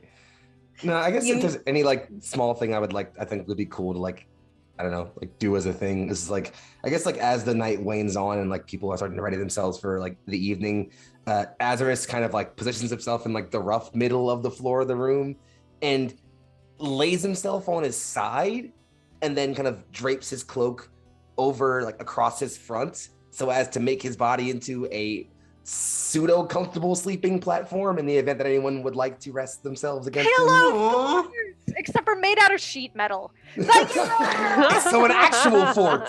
Oh yeah, fort. Blanket fort. You're making a blanket fort. Holy There it shit, is. yes. It would be warmer than the rest of the room, probably. And the room's probably Raise cold your as hand balls. if you're going into the blanket fort. I think. Aww. Yeah, I'll do it. That's okay. Yes, Astoria, Absolutely. get Bring in it, yeah. here. Like, Bring it she in. feels awkward about it first. And then, Everybody like, but Brom. 'cause he Yeah, smells everyone else. weird. Yeah. Also, Brom is too big, so. Brom can be if on he the went other in- side and hold There up the are other side of the blanket. 2 beds in this room. Blanket and only fort. one of Imagine- you are not. Blanket fort. Blanket fort. Listen, Are they like full-size beds or are they like halfling beds? It's a full-size bed. Okay, I'm just asking because, like, man, if it was like a It's- halfling bed, The room is meant for guests to Lonelywood. Fair enough. Anything else before we wrap? Mercer's gonna turn on Neo's hair and like brighten it a little bit, and then show Astoria the picture of Gerard and like whisper, kind of like Aw. teenage girls like on a sleepover. Is gonna be like, Aw. it's complicated, but I still think of him fondly, and I hope he's doing well. But he came from another place, just like you. Oh, well, and I bet he is. With how you've treated everybody, from the sounds of it, that have walked across your path, I think he's doing well. Good night. Nice. since Brom's out there on the bed, he'd sit up and offer prayers to Torm before he sleeps. Being a weirdo creeper, he actually takes his he has his broadsword like under the bed, The DM's face is I'm just telling you. Wait, a creeper dates Yeah, Arda it's just just like there's- ascended. Okay, what kind of normal person would put their sword under their bed? I'm just asking. Yeah, that's a good question. I don't know. I would. Do you tuck it in? That's weird. Okay, I don't know about all that. That's Like, No. I don't I know. mean- That's The night No, settles in. All of you rest. Another day, so to speak, passes in Icewind Dale. There are leads to follow up on. A cabin somewhere in the north. A closed gem mine. Someone willing to steal from a wizard. Nice. We'll have to wait and see what happens next time. The hunt for the Cool Wilder Azrai. I'm so excited. So, Oh dear. that is our session for this evening. Don't go anywhere yet, chat. We're going to hang around for just a couple of minutes, not very long, probably about 10, for any comments, concerns, questions, conundrums, or qualms that you may have. This is also a time for all of us to lift up things that went on in the game, things that went well, things that went not so well, things that we wish went differently, good things, bad things. This is a great time for all of that. Because it's an important thing to do after you play games with friends. You kick back, you chit chat, you make sure everyone's cool with the way it's going and everybody's still having fun. Because the fact of the matter is we're all here to have fun, and if we're not having fun, then we're not all having fun. So this is part of keeping track of all that. So chat, if you have questions, feel free to voice them. We'll chit chat for a bit, and as we see any of those, we'll lift them up to the player or myself. As for this, I will start by saying, Sir Heck, so very glad that you have joined us for this session and the next session. Of course, thanks for having me. This is Can we the keep best. them? We cannot Please. keep Please. One every more. One guest. more. Eating, At yes. least one more. One more. One more. And one additional, it's in for- addition to the one more. That's not how that Addition, works. 2 more. Yes, 2 it does. That's not how that works. Two I'll more. make another drawing. Yeah, like you could just put my camera like in the corner of the map window. It'll be great. I forgot something. What? There was a good table at the end of that session that I forgot to hand out. Oh. I rolled it and everything. So, Azarus, as you make that blanket fort, the first figure to appear in it is Mercutio. Yeah. Mercutio You again. is standing in there with a hand mirror in one hand, a coif of blonde hair swept back, and a hodgepodge coat that is the opposite on either ends. So it's red with blue trim on the right side, blue with red trim on the left side. Oh God, that sounds horrible. Straight down the middle. And Mercutio stands there and goes, turns the mirror toward you so you can see yourself, says, you know, everyone here is one of a kind, except you. And the image of Azarus in the mirror will tilt its head. Mercutio will drop it and disappear. And when the mirror hits, a full-sized duplicate of Azarus appears opposite, completing the tent of blankets. This again? Yes. One more. this Yes. again? God, Brit, Double Azrai. Azrai. Is this like mitosis? Like, what is happening? This is amazing. So, the rest of you see a second Azarus appear, exactly opposite of this one, making the blanket fort all the larger. Azarus, you find that you have a fair bit of control over this one's movements. We'll listen to your instruction. And to jot down for next session, Until your next long rest after this one, you have a clone. That's It's- cool. Ooh. It's not strong. It can't swing a sword, but it looks It looks just like you and will do what you tell it. Hmm. I see. So that's what you have for next time. Noted. But anyway, yes. Sorry about that distraction, Sir Heck. Thank you so much. So happy you're here, Sir Heck. Yeah, legit. Yes. Oh, Thank you finally for so coming. cool. Why we all get to play Thank you together? for Yeah, having I- us. I love I love sitting player side with you. It's super awesome. It's very fun. Our chat was buck wild. Our game was buck wild. You guys were on something tonight. Yes. Legit. Chaos. It was. Your It shenanigans. felt very wild in a good way. Yes, that- exactly. is that the- is Positive that the- chaos. Yes, it felt like Definitely. positive chaos.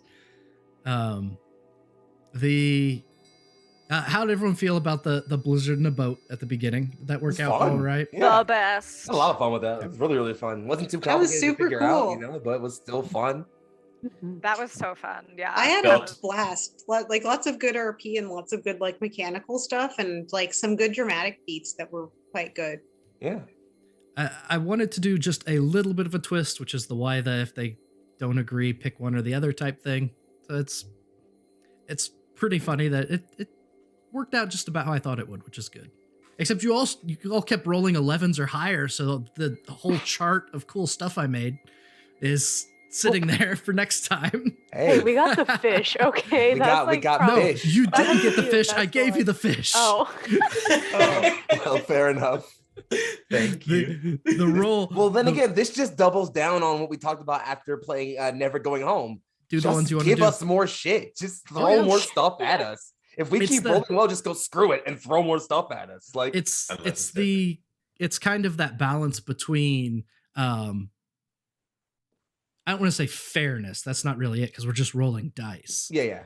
But it's that making sure that the things that are happening, you don't want something to happen every single time. Oh yeah, absolutely. Yeah, I get you.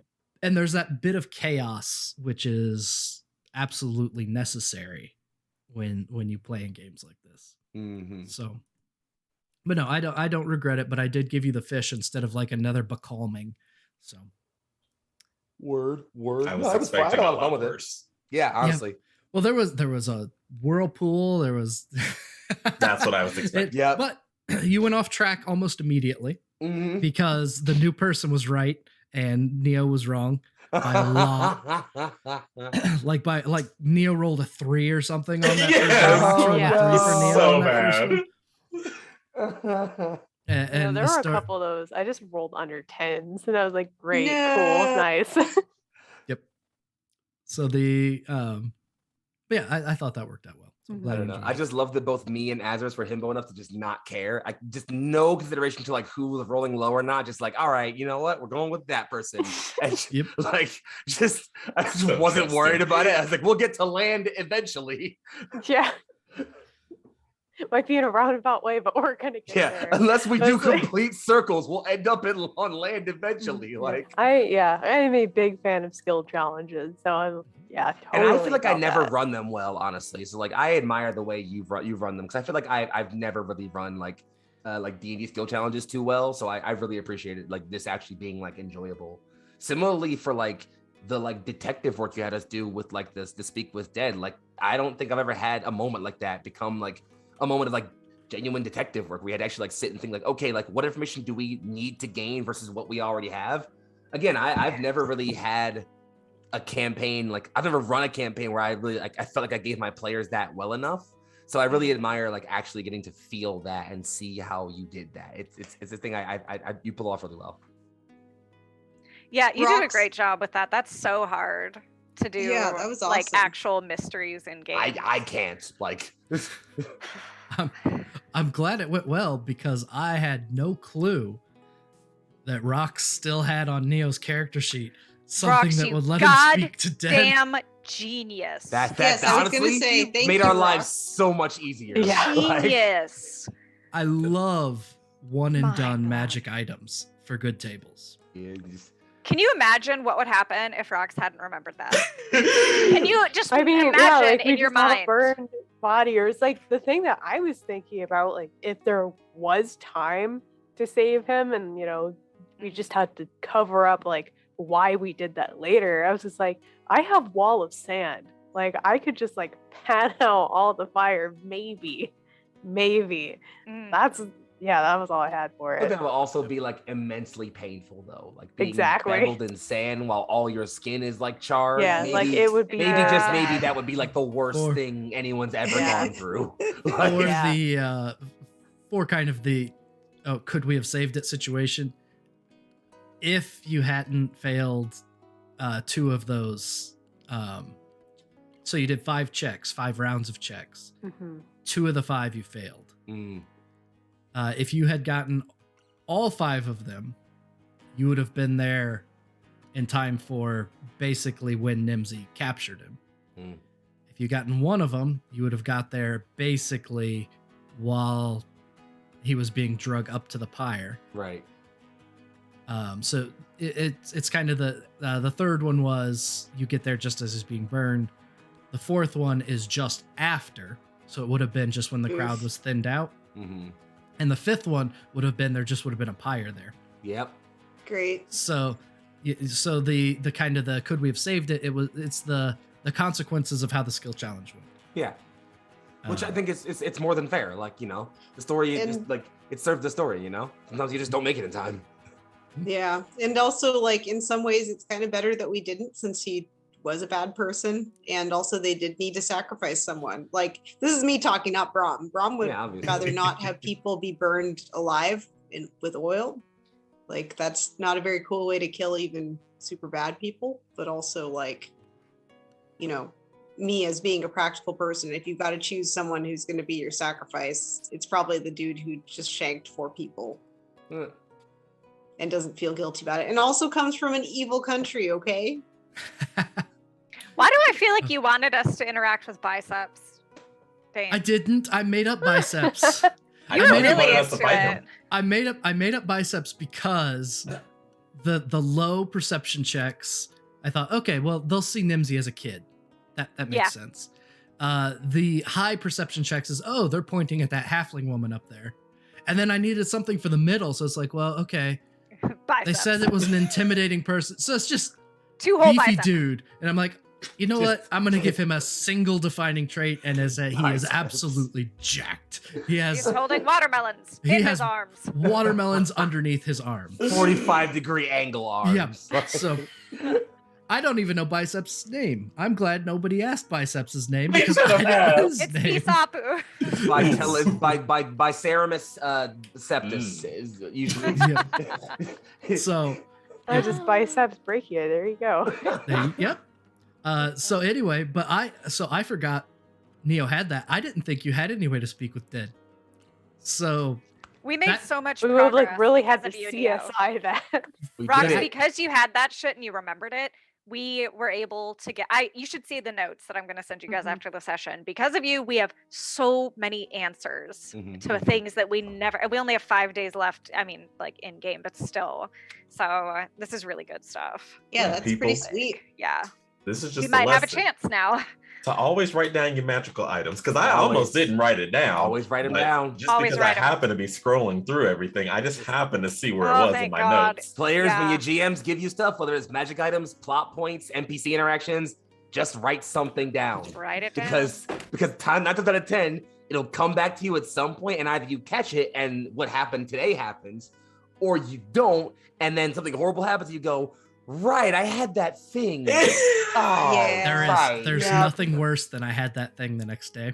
I hate that regret when you wake up, you're like just in the middle of the night, cold sweat. No. Or when the thing the GM was gonna use to screw you, you recognize it just when it's too late. Like when you're right about to encounter it, you're just like, oh crap, I didn't let go of that thing the GM gave me. Crap. Oh, I'm screwed. Like, yeah. Always write it down, folks. Always write it down. Well, I think everything was fantastic. I appreciate it greatly. I appreciate all of you greatly. I had an absolute blast tonight. I'm so much glad fun. you had Yeah, fun, that honestly. was That makes awesome. me so happy as a player when my GMs have a lot of fun. Like, I'm really Yeah. glad. So, you know. Yeah, I enjoy putting these together, and it was all around a great time. Kind of behind the screen things, Foxy, I appreciate the nice things about the mystery and all of that. A lot of that I was not ready for at all. The only reason it works, and this is kind of the, not to brush off the compliment. I appreciate it greatly. It comes from reading and rereading what these 4 NPCs know and care about each other. And so when it comes up of, well, why does he hate Nass? Well, this is why he hates Nass. And I already knew that's why he hates Nass. And there's there's a lot of stuff there's no way to ever tell players. And this was such a great opportunity to tell players the kind of things that you just don't hear. It's all the stuff when you read a module like this, and it's just paragraphs and paragraphs and paragraphs and paragraphs of backstory and lore. And there's no way to tell players, and it just worked out so well. What do you think about the questions we picked? They were really good questions, and they worked out really nice for filling in those gaps. Mhm. You guys Yeah. are so smart. Yeah, So We're so smart. smart, even though we're so Brilliant dumb. questions. We're so dumb smart. It worked out fantastic. I do have one Um, comment. Yes. Weast and Nouse. I- That's the title of this session. Weast and is Nouse. Weast Yep. and Nouse. And Oh, the Nouse, unofficial or title. whatever the hell it was. Yeah, whatever. Fuck. combo. Sorth. Yeah, Sorth and Nouth, Weast and S. Sorth. Now I didn't get to an oost. It'd probably be Oh, oost. it's so S. bad. Yeah, that was bad. So funny. Yeah. Sorry. Go ahead. Oh no, it wasn't anything important. I didn't want to like interrupt or anything during our very serious interrogation scene, but when I was younger, my dad read Lord of the Rings, and one of the things he did was he like voiced all the characters for me. And for whatever god awful reason, he decided that Saruman the Wizard would speak in a New York accent. And he'd be like, he just the whole time, Yes! like he'd be saying like all this like menacing stuff, and he'd be like, "Yeah, I'm Saruman the Wizard." The whole time you were voicing this guy, I just I'm like had walking flashbacks to New York Saruman the Wizard. That's I my was just favorite like, thing, actually, and I love My it. and God, I love it. hate that this is what it I- makes me think of, but I need also it. this is what it makes me think of. It's fantastic. I can't do it because I can't do a New York accent, but he grew up in Brooklyn, so he can. Saruman did. Poor My dad. Saruman did. Boys, you Poor man. Saruman grew up in like That's canon. Saruman from Brooklyn. Sorry, Oh man. my For God. that's a complete. Oh, that's It's a the different remake wizard. we need. Honestly. It's Oh, been 20 excellent. years. They'll remake them soon. That's the Honestly, remake we that's need. what I'm saying. That's the real remake. All right. I think that is us for this evening. I want to thank you so very much for joining us. We are going to do our sign-offs because I'm not going to forget that. So we'll make our way back around, tell everyone who you are, what you're doing, where we can find you, and all that jazz. So starting in let's go reverse order. So starting above me in the left center section of your screen is Rox. Hi, everybody. Thank you for joining us tonight. My name is Rox, and you can find me on Twitch, Twitter, TikTok, I'll say, at Wizard King Rox, or Rox the Wizard still on TikTok. And I just talk a lot about anime. So if you like anime, go over there and talk to me about it. Perfect. Heading up and around to Sir Hecla. Hey everybody, it's me, Sir Hecla. Tonight I played Astoria, the ASMR Bard. It's been such a pleasure guesting, and I can't wait for the next episode. It's gonna be great.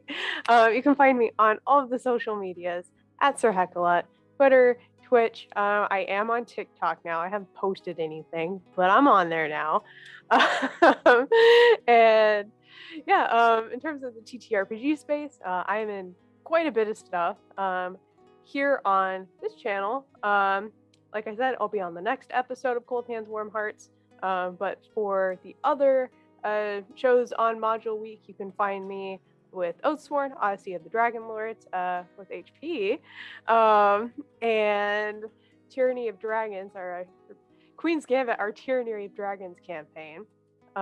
This Sunday, you can find me on Lost Caravan RPG talking with the head writer of Locus, which was our last Coven game. It is going to be so fun. I'm so excited to talk to the creator. And on Tuesday, you can find me back at Lost Caravan playing Honey Heist. On Thursday, you can find me on my own personal channel talking lots of D&D stuff with Times Dungeon. And last but absolutely not the least, tomorrow night, 8 p.m. EST, we're playing Dungeon Bitches again, and I'm so excited about it. You won't want to miss it. We are wrapping up the story that we started the Coven with about a year ago, a little over a year ago. So you won't want to miss it. It's going to be fantastic. But I think that is all about me. Up and around to Al. I'm Al. I played Mirth tonight. It was a blast, and you can find me on socials at Al_Lucart. Steve. I'm T. Haven't been very active on social media, unfortunately, but you can find me on Dr. T Houston on Twitter, and I also have a Tumblr that I'm a little more active on. If you want to follow me, I'm on Jarahmee, JARAHAMEE, at tumblr.com. I also do have a little comic that hopefully will be updated relatively soon at shiningascensioncomic.com, and you can read any of the newer installments for it there as well. So that's about it for me, and enjoy the rest of your day. Hope you enjoyed some Himbo shenanigans. And Foxy. Hey folks, it's Young Foxy, aka Big Foxy, also known as your favorite Fox, Philly's finest. You can find me on the Twitter sphere at BIG_FOXXII. I don't go on right wingers. I slay fascists. I have a good time doing it. I do a lot of stuff in a lot of places. The next time, or this place you would see me would be over on my channel, Neon Lights Roleplay, on Sunday, but don't know if that's happening yet because our GM's sick. So we'll see. But outside of that, I just usually do a lot of stuff over there and occasionally some stuff here and a bit of stuff other places too. So follow me on the places and see me do the things. Had so much fun tonight. I love this campaign and I love seeing you all every 2 weeks. I hope we can keep doing it into perpetuity. Thanks to HP. Sending it back over to you. I am the Last Hit Point Hero, and you have joined us for our Rime of the Frostmaiden campaign called Hands Warm Hearts. You can find me next Sunday evening in my first ever Harper's game, because Draxon Delve is going to be a Harper's game, which is going to be fun. I am so looking forward to playing under Luca Luck as the GM. This is an important note tied to that.